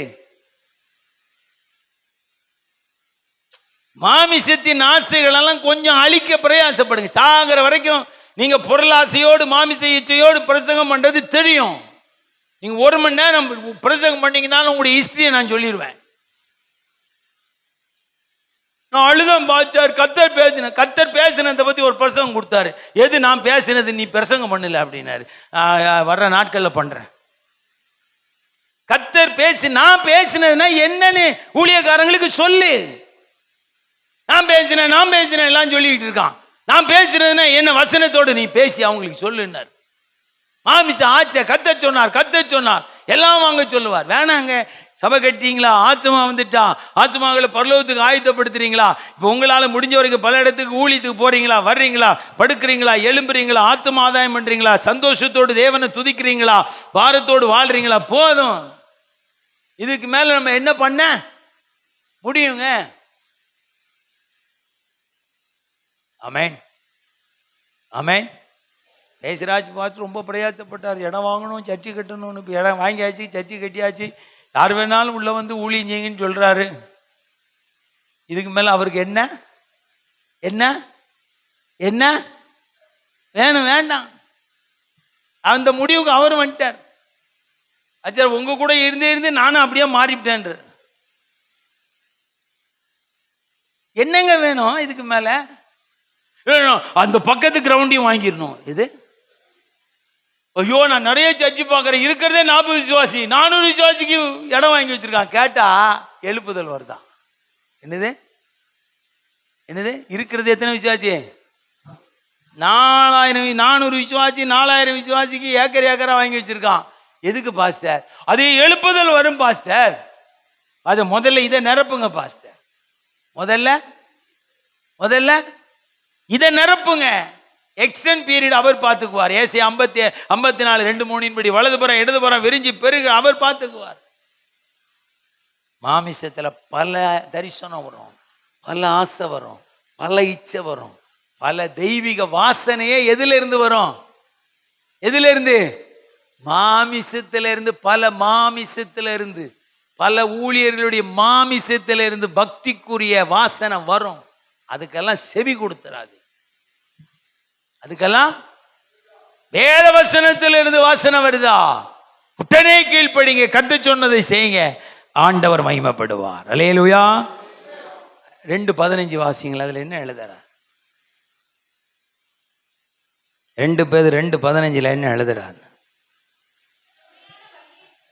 செம்மையான வழியை விட்டு தப்பி நடந்து. அல்லேலூயா. யாருங்க? பேயோரின் குமாரனாகிய பீலையாமின் வழியை பின்பற்றி போனவர்கள். அவன் அநீதத்தின் கூலியை விரும்பினான். அல்லேலூயா. ஆமென். சத்திய வழியை விட்டு விலகிராதீங்க. ஒரு உபதேசத்தை பிரசங்கம் பண்ணீங்கன்னா கடைசி வரைக்கும் அதுலயே என்ன செய்யுங்க, சபைய நடத்து. இந்த ஒரு ஸ்தாபனத்தில் இருக்கும்போது ஒரு உபதேசம், அந்த ஸ்தாபனத்தில் இருக்கும்போது ஒரு உபதேசம். எத்தனை ஸ்தாபனத்துக்கு தான் உங்களை வித்து போடுவீங்கன்னு உங்களுக்கு தெரியல. எந்த ஸ்தாபனம் கேட்டாலும் உடனே கையெழுத்து தான். உங்களுக்கு 3000 தாரேன், எங்க ஸ்தாபனத்தில் சேர்ந்துருங்கன்னா உடனே கையெழுத்து வரும் பாருங்க. வியாகமா ஒரு கரன்னு ஒரு கையெழுத்து. அப்புறம் 10 நாள் கழிச்சு இன்னொரு ஸ்தாபனத்தில் 4000 தாரேன்னா அப்புறம் அங்க உடனே ஒரு கையெழுத்து. ஏனாங்க, சத்திய வார்த்தை சபையில நல்ல பிரசங்கிக்கப்படணும். அவர் அதான் சொல்றாரு. 2:15 அழகா எழுதுறாரு. என்ன எழுதுறாரு? சத்திய செம்மையான வழியை விட்டுறாதீங்க. மனுஷனுக்கு செம்மையாய் தோன்றுகிற வழிகள் நிறைய இருக்கு, வேண்டாம். கர்த்தர் எழுதி வைத்திருக்கிற சத்திய வழிதான் செம்மையான வழி. கெட்ட பழக்க வழக்கம், காம விகாரம் இதெல்லாம் வேணாங்க. பீலையாமுக்கு ஆசை அதிகம், பொருளாசை. அதனாலதான் இந்த ராஜா சொல்லி அனுப்புறான், உண்மை நல்ல கனம் பண்ணுவோம். தோத்திரம் எப்படி கனம் பண்ணுவோம்? நல்ல கனம் பண்ணுவோம். வேண்டாம். சத்திய வழியை சபையில போதித்து சத்திய வழியில ஊழியக்காரங்க நடக்க பிரயாசப்படுங்க. சத்திய வழிக்கு புறம்பா கிடைக்கிற காணிக்க வேண்டாம். சத்திய வழிக்கு புறம்பா கிடைக்கிற ஆசீர்வாதம் நமக்கு வேண்டாம். தோத்திரம். ஆமென், ஆமென்.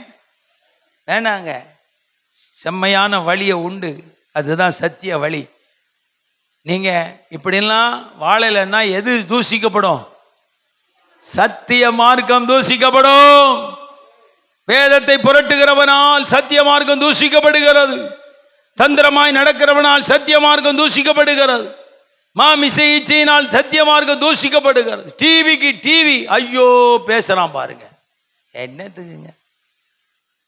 சத்திய மார்க்கம் தூசிக்கப்படுது, நெஞ்செல்லாம் வெடிக்குது. வேண்டாங்க. இந்த பாசி இப்படியா, ஐயோ, ஒவ்வொரு வார்த்தையும் செய்தியில் அறிக்கை பண்ணும்போது மனசு இடிக்குது. ஒருத்தன் 10 பேர் வக்காலத்து வாங்குறான், 10 பேர் நியாயமானதுன்றான், 10 பேர் என்ன நடந்துச்சு தெரியலாங்கான். என்னன்னே ஒன்றும் புரியலையாங்க. சத்திய மார்க்கம் தூசிக்கப்படுதே. சத்திய மார்க்கம் தூசிக்கப்படுகிறதுக்கு செம்மையான வழியை விட்டு போனதுனால தானே. வேண்டாங்க. கண்ணியமா நடந்துங்க. விசுவாசிக்கிட்ட, ஊர் ஜனங்கிட்ட கண்ணியமா நடங்க. யார் சோறு போட்டாலும் போய்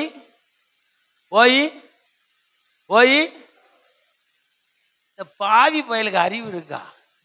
ஆமானுங்க. ராஜா கூட போய் எஸ்தர் சோறு போடுறான்னு போயிட்டான். அங்கதானே சாவு இருக்கு. தெரியல பாவி பயலுக்கு. கண்ணு கொஞ்சம் திறந்திருக்க வேண்டாமா? இந்த அம்மா ரொம்ப நம்மளை கூப்பிடுது. அது அவனுக்கு ஆசை வந்துட்டு இது நம்மளை நேசிக்குதுன்னு நினைச்சிட்டான். இது நம்மளை நேசிக்குது. அதனாலதான் ராஜாவோடு கூட என்ன கூப்பிடுதுன்னு சொல்லிட்டு இந்த பையன் முதல் நாள் போயிட்டு வந்துட்டான். 2வது நாளாவது உஷாரா சொல்லியிருக்கணும். எங்களுக்கு வைத்த வலிக்கு பல்லு வலிக்கு எதையாவது ஒன்று சொல்லியிருக்கணும். 2வது நாள் ராஜா கூப்பிடானோடனே அடுத்த முறை போகும்போது என்ன ஆயிடுச்சு? கருப்பு துணிய எல்லா பந்தியிலும் உட்காராதீங்க, அங்கதான் சாவு இருக்கு, அங்கதான் வஞ்சனை இருக்கும். ஆமென். இன்னைக்கு ஆமான் மாதிரி நிறைய பேர் எங்க உயர்ந்த பந்தி இருக்கோ அங்க போய் உட்காந்துருவான். ஏன்? அவனுக்கு அங்கதான் சாவு. ஆமான் வீட்டிலே இருந்திருந்த சாவே வந்திருக்காது. அவன் எதோ தப்பிச்சிருப்பான். ராஜா கூட உட்கார்ந்து சாப்பிட்ற, இன்னைக்கு பெரிய பெரிய ஆள் கூட உட்கார்ந்து சாப்பிடன்னா சிலருக்கு எப்படி இருக்கு? தலைமயிரெல்லாம் நிக்குது. நான் அந்த பிஷப்பு கூட உட்கார்ந்து சாப்பிட்டேன். அவனும் ஒரு திருட்டு பையன், அவங்க கூட உட்கார்ந்து சாப்பிட்டு இவன் முடி நிக்குது, படுத்த முடி. நான் டிஸ்ட்ரிக்ட் பாஸ்டரோட உட்கார்ந்து சாப்பிட்டேன், அவன் ஒரு கோமாளி. நான் ஏரியா லீடரோடு இருந்தேன், அவன் ஒரு வஞ்சகன். நம்ம ஆட்களுடைய வார்த்தையெல்லாம் பார்த்த அவர் என்ன கார்ல கூட்டு போனார் பாஸ். யாரு? 300 ரூபா கொடுத்தா ஓலா கார்ல கூட்டு போவான். 300 ரூபா கொடுத்தா பெரும்பத்தூருக்கு எந்த கார்ல போலாம்? ஓலா கார்ல போலாம். இப்பெல்லாம் நிறைய விஷயம் இருக்கு, அதெல்லாம் விட்டுட்டு பாஸ்டர் என்ன அப்படியே கார்ல கூட்டு போனார் பாஸ்டர், அவர் கூடயே வச்சுக்கிட்டாரு. ஆமென். சில பந்திலாம் கிடைச்சதுன்னு உக்காந்துராதீங்க, சில கணம்லாம் கிடைச்சதுன்னு நினைச்சாதீங்க, அது செம்மையான வழி அல்ல. வேதத்துக்கு புறம்பா வாழ்ற ஒருத்தரையும் என் மனதில் வைக்க எனக்கு இடமில்லை. வேதத்துக்கு புறம்பாய் வாழுகிற பரிசுத்தவான்களின் மனதில் வைக்க இடம் இல்லை. காலையில தான் தியானம் பண்ண 10 கன்னியாஸ்திரிகள் இருக்கிறாங்க, இயேசு கிறிஸ்து வர்றதுக்கு காத்து இருக்கிறாங்க. கண்ணி கழியாது சிரிங்க, மனவாட்டி சிரிங்க. மணவாளன் வரும்போது 5 பேர் போயிட்டாங்க, 5 பேர் போல. ஆனா அவங்க கிட்ட பரிசுத்தம் இல்லையா? கற்பு அப்படியே இருக்குன்றாரு. பரிசுத்தம் குலையாம இருக்கு, கற்பு குலையாம இருக்குது, உண்மை உத்தமம் எல்லாமே இந்த பெண்கிட்ட இருக்கு. ஆனா அது கூட என்ன செய்யல? பிரயோஜனப்படல. வசனம் இல்லாத பரிசுத்தம் பிரயோஜனப்படாது, வசனம் இல்லாத உத்தமம் பிரயோஜனப்படாது, வசனம் இல்லாத நீதி பிரயோஜனப்படாது, வசனம் இல்லாத நியாயம் பிரயோஜனப்படாது, கைவிட்டு போயிடுவார். ஆண்டவரே, அந்த 5 ஸ்திரீகளை போல எங்ககிட்டையும் கற்பு கொலையாம வச்சிருக்கிறோம், எங்களை கூப்பிட்டு போங்கன்னு சொல்ல முடியலையே. நாங்களும் உமக்காக உண்மையா உத்தமா காத்திருந்தோம், கொஞ்சம் அசந்து தூங்கிட்டோம், எங்களை கூட்டு போயிருங்கன்னு சொல்ல முடியலையே.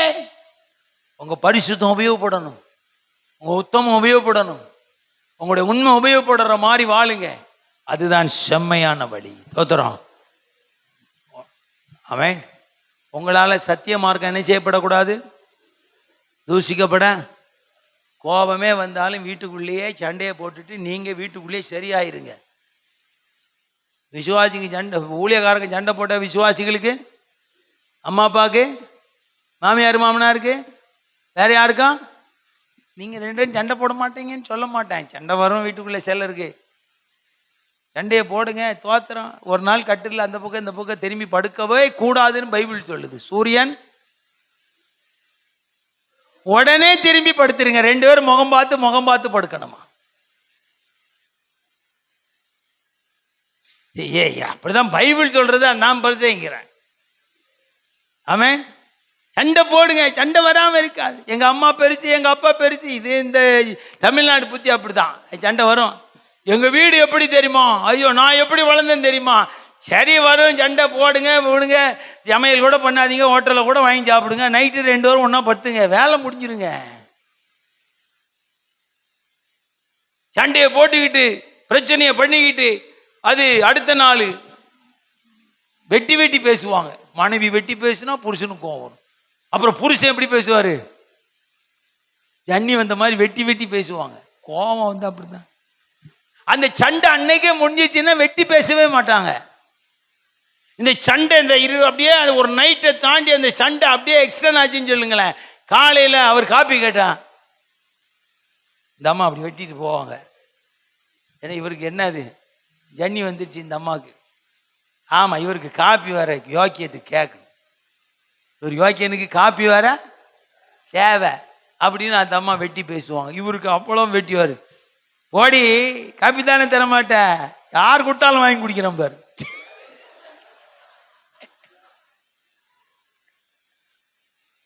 சரி, இதெல்லாம் நான் நிறைய குடும்பங்கள்ல பார்க்கிறேன். இது செம்மையான வழி அல்ல, இது சத்திய மார்க்கத்துக்கு ஏற்ற வழி கணவன் மனைவிக்குள்ள சண்டை வராது நான் சொல்ல மாட்டேன், பிரச்சனை வரான்னு சொல்ல. அது உங்க 4 சோத்துக்குள்ளே முடிச்சிட்டு நீங்க கர்த்தருக்கு முன்பதாக ஃப்ரெஷ்ஷா வந்து 2 பேரும் நில்லுங்க. ஆண்டவர் உங்களை நேசிப்பா, உங்களுக்கு இன்னும் தன்னுடைய செம்மையான வழியை போதிப்பார். உங்கள் நிமித்தம் சத்திய மார்க்கம் தூசிக்க படாது. தயவு செய்து சத்திய மார்க்கம் தூசிக்கப்படாதபடி வாசம் பண்ணுங்க. இன்னொரே ஒரு வசனத்தை சொல்லி முடிக்கிறேன். 2-3 வாசிங்களேன். 2 பேதுரு 2:3 வசனம். பொருள் ஆசை உடையவர்களாய், பாருங்க பாருங்க எவ்வளவு அழகா ஊழியக்காரங்களுடைய கேவலமான புத்தியை சொல்றார். ஊழியக்காரங்களுடைய கேவலமான புத்தி. பொருளாசையுடையவர்களாய் தந்திரமான வார்த்தைகளால் உங்களை தங்களுக்கு ஆதாயமாக வசப்படுத்தி சுதந்தரிச்சிருவாங்க, கொள்ளுவார்கள். இது நிறைய வார்த்தை அடிக்கிட்டு வர்றாரு. சனங்களை உங்களுக்காக வசப்படுத்தாதீங்க, அது சத்திய மார்க்கம் தூஷிக்கப்படும். சினிமாக்காரன் செய்யற வேலை. ஒவ்வொரு ஒரு சினிமா நடிகர்களுக்கு ரசிகர்கள் கூட்டம், ஊழியக்காரங்களுக்கு என்னத்துக்கு கூட்டம்? இவர் வந்தா நல்லா பேசுவார், அவர் வந்தா வேணாயா. ஜனங்களை உங்க வசப்படுத்தாதீங்க, வேணாம். உங்களுக்கு ஆசை, பொருளாசை உண்டா, அது ஆண்டோட்டு சொல்லுங்க. எனக்கு எத்தனையோ பொருளாசை இருக்குங்க, எனக்கு பொருளாசை இல்லைன்னு சொல்ல. எனக்கு 4 பிள்ளைங்க, 4 பேர பிள்ளை, மருமகன் மகள் எல்லாம் இருக்காங்க இல்லையா. எனக்கு ஆசை இருக்கு. நேரம் ஆண்டோட்டு சொல்லுவேன், இதெல்லாம் தேவை. நீ தந்தா எனக்கு சந்தோஷம், நீ தரலன்னா கொஞ்சம் குறையா இருக்கிறது போல ஃபீல் பண்ணுவேன். என் தேவையெல்லாம் நீங்கள் எங்கேயும் போய் சொல்ல முடியாது, எல்லாம் அவர்கிட்ட சொல்லுவேன். எல்லா தேவைகளையும் அவர் சந்திக்கிறார், எல்லா தேவைகளையும் கற்று சந்திக்கிறார். உங்களுடைய பொருளாசையை சபையில பேசாதீங்க. உங்க பொருளாசையை சபையில வேண்டாம். அதை சொல்றதுக்கு ஒரு பலிபீடம் இருக்கிறது. தேவ சமூகத்துக்கு போங்க. ஆண்டவரே, என்னுடைய தேவைகள் இது, என் பிள்ளைகளுடைய தேவைகள் இது, என் குடும்பத்தின் தேவைகள் இது, என் எதிர்காலத்தின் தேவைகள் இது, என்னுடைய வயதான காலத்தின் தேவைகள் இது, எனக்கு இது தந்தா நல்லா இருக்கும் சொல்லி பழகுங்க. உங்க தேவையெல்லாம் ஜனத்திட்ட சொல்ல வேண்டிய அவசியம் இல்லை. பொருளாசையால் தந்திரமான வார்த்தைகளினாலே ஜனங்களை உங்க ஊழியத்துக்கு வசப்படுத்தாதீங்க, உங்க வாழ்க்கைக்கு வசப்படுத்தாதீங்க, உங்க இச்சைக்கு வசப்படுத்தாதீங்க, உங்க தரிசனத்துக்கு வசப்படுத்தாதீங்க. எல்லாரையும் கர்த்தருக்காக வசப்படுத்துகிற ஊழியக்காரர்கள் தேவை. ஆமென், ஆமென். ஊழியக்காரங்கள் எல்லாம் தேவநாமம் தூஷிக்கப்படாம, சத்திய மார்க்கம் தூஷிக்கப்படாம இருக்கணும்னா பொருளாசையோடு கூட ஜனங்களை வசப்படுத்துறத என்ன செய்யணும்? நிறுத்தணும். வேண்டாம். இன்னைக்கு பெரிய பெரிய ஊழியங்கள்லாம் வளருதுன்னா கர்த்தரால் வளரல, வசப்படுத்துறாங்க. நிறைய பேரை சொல்ல முடியும். அவங்கள பத்தி கர்த்தர் என்ன நினைக்கிறான்னு என்னால சொல்ல முடியும். நிறைய ஊழியக்காரங்கள்லாம் கர்த்தர் தள்ளிட்டார், ஆனா உட்கார்ந்து வேலை செஞ்சுக்கிட்டு இருக்கான். ஆபிரகாம கர்த்தர் தள்ளின பிறகு கர்த்தர் ஒரு நாள் அவங்கிட்ட என்ன செய்யல? பேசல. ஈசாக்கு யாக்கோபி ஏசாவையும் பெத்து கொடுத்த பிறகு ஈசாக்கோடு கர்த்தர் என்ன செய்யல? பேசல. யாக்கோபு 12 பேரை பெத்து கொடுத்த பிறகு யோசேப்பை பிடிச்சுக்கிட்டார். யாக்கோபோடு கூட கர்த்தர் பேசல. அவங்க எல்லாம் ஸ்டாப். நம்ம கூட கர்த்தர் வச்ச நேரம் வேலை முடிஞ்சது, ஸ்டாப் பண்ணிட்டான். இவன் அப்படி இல்லை, சாகிற வரைக்கும் எதையும் விட மாட்டான். கலெக்ஷன் சென்டரையும் விடுறதில்லை, அக்கௌண்ட் சென்டரையும் விடுறதில்லை, எதையுமே விடுறதில்லை. உங்களை எத்தனையோ பேர் ஆண்டு சொல்லிட்டான், நான் அவனை ரிட்டைர்மெண்ட் கொடுத்துட்டேன்டா, அவன் இன்னும் பால் கறந்துக்கிட்டு இருக்கான், என்ன பண்றதுன்றார். நான் நிறைய பேருக்கு ரிட்டைர்மெண்ட் கொடுத்துட்டேன்டா, கௌரவமா வாழ்றான்னா இன்னும் இழிவா வாழ்ந்துகிட்டு இருக்கான், என்ன பண்றதுன்னு அவரே என்கிட்ட சொல்றார். அதுக்கு காரணமும் நிறைய சொல்றார். அதனால நான் பெரிய ஆளு, வளர்ந்தவங்க, பிரகாசிக்கிறான், அதெல்லாம் நான் பார்க்க மாட்டேன். அவர் என்ன சொல்றாரு அதுதான் பார்ப்பேன். உலகத்துக்கு நீங்க வேற, வேதத்துக்கு நீங்க யாரு, தேவனுக்கு நீங்க யாரு, அதை மறந்துடாதீங்க. உலகத்துல பல லட்சம் பேர் உங்களை கனம் பண்றாங்கன்றதுனால நீங்கள் வேதத்துக்கு வெளியே போயிருவீங்களா? சத்தியத்துக்கு வெளியே போயிருவீங்களா? தேவனை விட்டு ஓடிடுவீங்களா? ஆனா எது செஞ்சாலும் கர்த்தர் கர்த்தர்னு சொல்லி நீங்க உங்களுடைய வேலையை செஞ்சுக்கிட்டே இருப்பீங்களா? கர்த்தர் சொல்றதை செய்யுங்க. நீங்க செத்தால் இந்த வாசனை அழியாது. YMC இன்னும் அழியலையே, மெத்தடிஸ்ட் சர்ச் இன்னும் அழியலையே, 1800 உருவாங்கின லூத்தரன் சர்ச் ஏன் அழியல?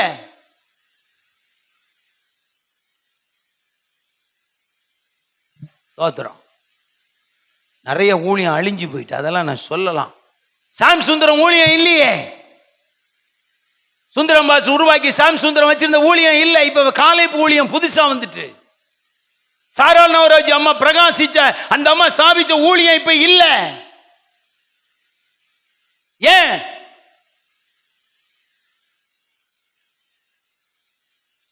அது வேதத்தின்படி நிற்கக்கூடிய ஊழியமா இருந்தா எத்தனை தலைமுறை செத்தாலும் அது நிற்கும். நீங்க அது இல்லையே.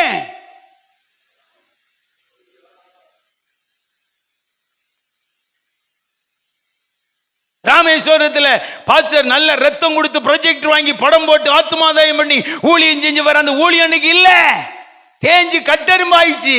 ஏன்? சத்திய மார்க்கம் தூசிக்கப்படுமானால் அந்த ஊழியத்துக்கு அழிவு வரும். பேதுருவிலே அழகா எழுதி இருக்கிறார். நம்ம சின்ன ஊழியம் செஞ்சாலும் அது வேதத்தை சார்ந்து அது தேவனுக்கு வாசனையான ஊழியமா இருக்கணுமே தவிர, சத்திய மார்க்கம் தூசிக்கப்படுகிற ஒரு ஊழியத்தை நீங்கள் செய்வீர்களானால் இன்றைக்கு ஊழியர்கள் எவராயிருந்தாலும் மனம் திரும்புவது நல்லது. வேண்டாம் உலகம் நம்மளை பாராட்டவே, உலகம் நம்மளை மடியில தூக்கி வைக்கவே, மீடியா நம்மளை எங்கேயோ கொண்டு போகவே, தேவன் என்ன நினைக்கிறார்? கவனமாயிருங்க. என்னால சத்திய மார்க்கம் தூசிக்கப்படக்கூடாது ஆண்டவரேன்னு 36 வருஷம் ஒரே இடத்துல நின்றுகிட்டு இருக்கிறாங்க. ஒரே குறிக்கோள் அதுதான், என் தேவனுடைய வசன மார்க்கம் ஆகிய சத்திய மார்க்கம் தூசிக்கப்படக்கூடாது என்று சொல்லி 36 ஆண்டுகள் ஒரே இடத்துல நின்று கொண்டிருக்கிறேன். எனக்கு கிடைச்ச ஆஃபர்லாம் வேற வேற மாதிரி ஆஃபர்லாம் கிடைச்சது. என்னுடைய சத்திய மார்க்கம் தூசிக்கப்படும் எனக்கு தெரியும். வேண்டாம் பாச்சாரி, இப்படியே இருந்துட்டீங்கன்னா நீங்க கஷ்டப்படுவீங்க. ஏன்? நான் 20 வயசுல 25 இட்லி சாப்பிட்டேன், 25 வயசுல 7 இட்லி சாப்பிட்டேன், 35 வயசுல 4 இட்லி சாப்பிட்டேன், இப்போ 3 இட்லி சாப்பிட்றேன். இன்னொரு 5 வருஷம் கழிச்சா 1 இட்லி சாப்பிட போறேன். அவ்வளவுதானே, வேற என்னங்க சாப்பிட போறோம்? அல்லேலூயா. இதுக்கு மேல நம்மளால சாப்பிட, இதுதான் வாழ்க்கை. இன்னும் இதுக்கு போய் நாம சத்திய மார்க்கத்தை விட்டு வேற எங்கேயோ போகணும்ன்ற அவசியம். இன்னைக்கு ஒரு நல்ல தீர்மானம் எடுங்க. நான் சாகிற வரைக்கும் சத்திய மார்க்கம் தூசிக்கப்படாதபடி வாழுவேன், சத்திய மார்க்கம் தூசிக்கப்படாதபடி ஊழியம் செய்வேன், சத்திய மார்க்கம் தூசிக்கப்படாதபடி நான் இந்த உலகத்துல வாசம் பண்ணணும்னு ஆசைப்படுறேன். எனக்கு உதவி செய்யுங்க. முழங்கால் போடுவோமா? முடியாதவங்க எளிமை இல்லை. இந்த வார்த்தையை திரும்ப திரும்ப சொல்லுங்க. என் நிமித்தம், என் ஊழியத்தின் நிமித்தம், என் குடும்பத்தின் நிமித்தம் சத்திய மார்க்கம் தூசிக்கப்படக்கூடாது. தோத்திரம். 5 நிமிஷம் ஜெபம் பண்ணிட்டு வெளியே போலாம். சொல்லுங்க. என் நிமித்தம், என் குடும்பத்தின் நிமித்தம், என் ஊழியத்தின் நிமித்தம், என் தரிசனத்தின் நிமித்தம், என் அபிஷேகத்தின் நிமித்தம், என் அழைப்பின் நிமித்தம் சத்திய மார்க்கம் தூசிக்கப்படக்கூடாது.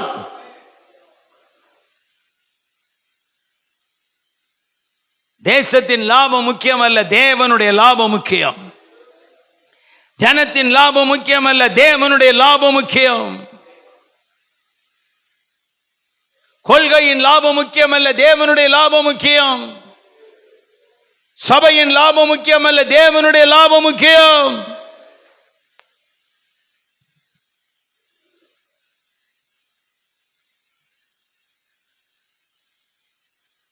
அன்றோடு சொல்லுங்க, நான் பலவீனமான மனிதன், நான் அசுத்த உதடுள்ள மனிதன்,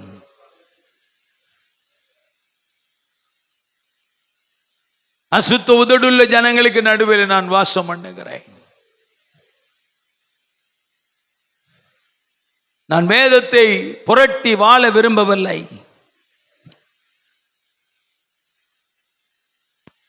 தந்திரமாய் ஜீவிப்பதை நான் விரும்புகிறதில்லை. மாமிசத்தின் எண்ணங்கள், மாமிசத்தின் இச்சைகளை சபையிலே, ஊழியத்திலே நிறைவேற்ற நான் விரும்பவில்லை. சத்திய வழியை விட்டு வெளியே போக நான் விரும்பவில்லை.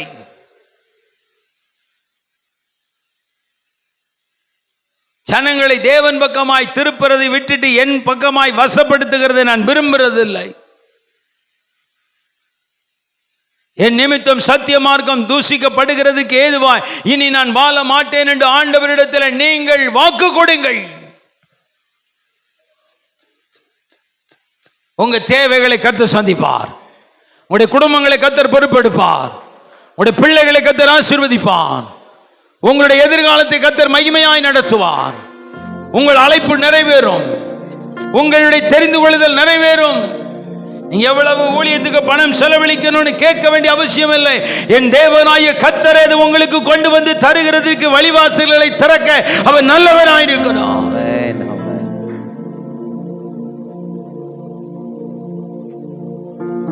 என் பிள்ளைங்க மூலமா சத்திய மார்க்கம் தூஷிக்கப்படக்கூடாது. எங்க மூலமா சத்திய மார்க்கம் தூஷிக்கப்படக்கூடாது. வேண்டாம் ஆண்டவரே, வேண்டாம்பா. இந்த உலகம் முடிவு அல்ல. நித்தியம் என்கிற ஒன்று உண்டு. நியாயாசனம் என்று ஒன்று உண்டு. கிரியைகளுக்கு பலன் பெறுகிற இடம் ஒன்று உண்டு. அதை எல்லாம் மிஸ் பண்ண நான் விரும்பல.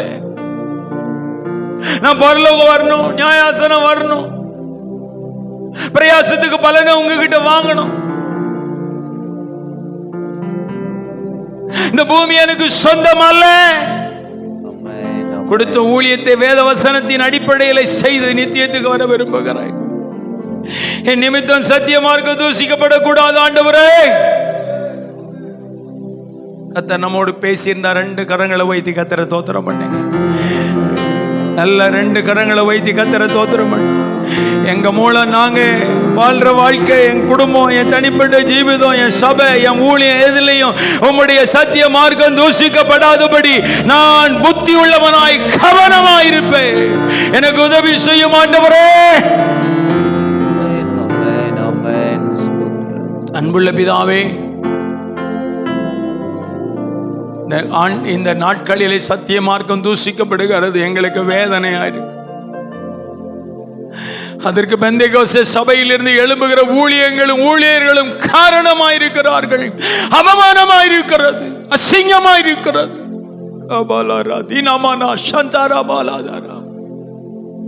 நாங்களும் அந்த கோட்ல வந்திருக்கிறோம். நாங்களும் அந்த வழியில தான் வந்ததுனால நாங்க விசனமா இருக்கிறோம். நீங்களும் எங்களை பார்த்து அப்படி வாழாத எங்களை எச்சரிக்கிற தேவனா இருக்கிறீங்க. என் அன்பு ஊழியனே, ஊழியக்காரியே, உன் நிமித்தம் சத்திய மார்க்கம் தூஷிக்கப்படாதபடி நீ கவனமாயிரு. வேதத்தை புரட்டாதே, தந்திரமாய் வாழாதே, மாமிச இச்சையை வெளிப்படுத்தாதே, செம்மையான வழியை விட்டு விலகாதே, ஜனங்களை வசப்படுத்தாதே.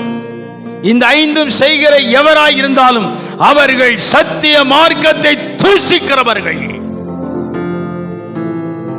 நாங்கள் சிறிய ஊழியம், சின்ன சபை, சமாதானமாய் போய் கொண்டிருக்கிறோம். எங்கள் நிமித்தம் சத்திய மார்க்கம் கட்டப்படட்டும். சத்திய மார்க்கம் தூஷிக்கப்படாதபடிக்கு எங்களை ஒப்பு கொடுக்கிறோம். இயேசுவின் நாமத்தில் பிதாவே, ஆமென், ஆமென். கர்த்தர் உங்களை ஆசீர்வதிப்பார்.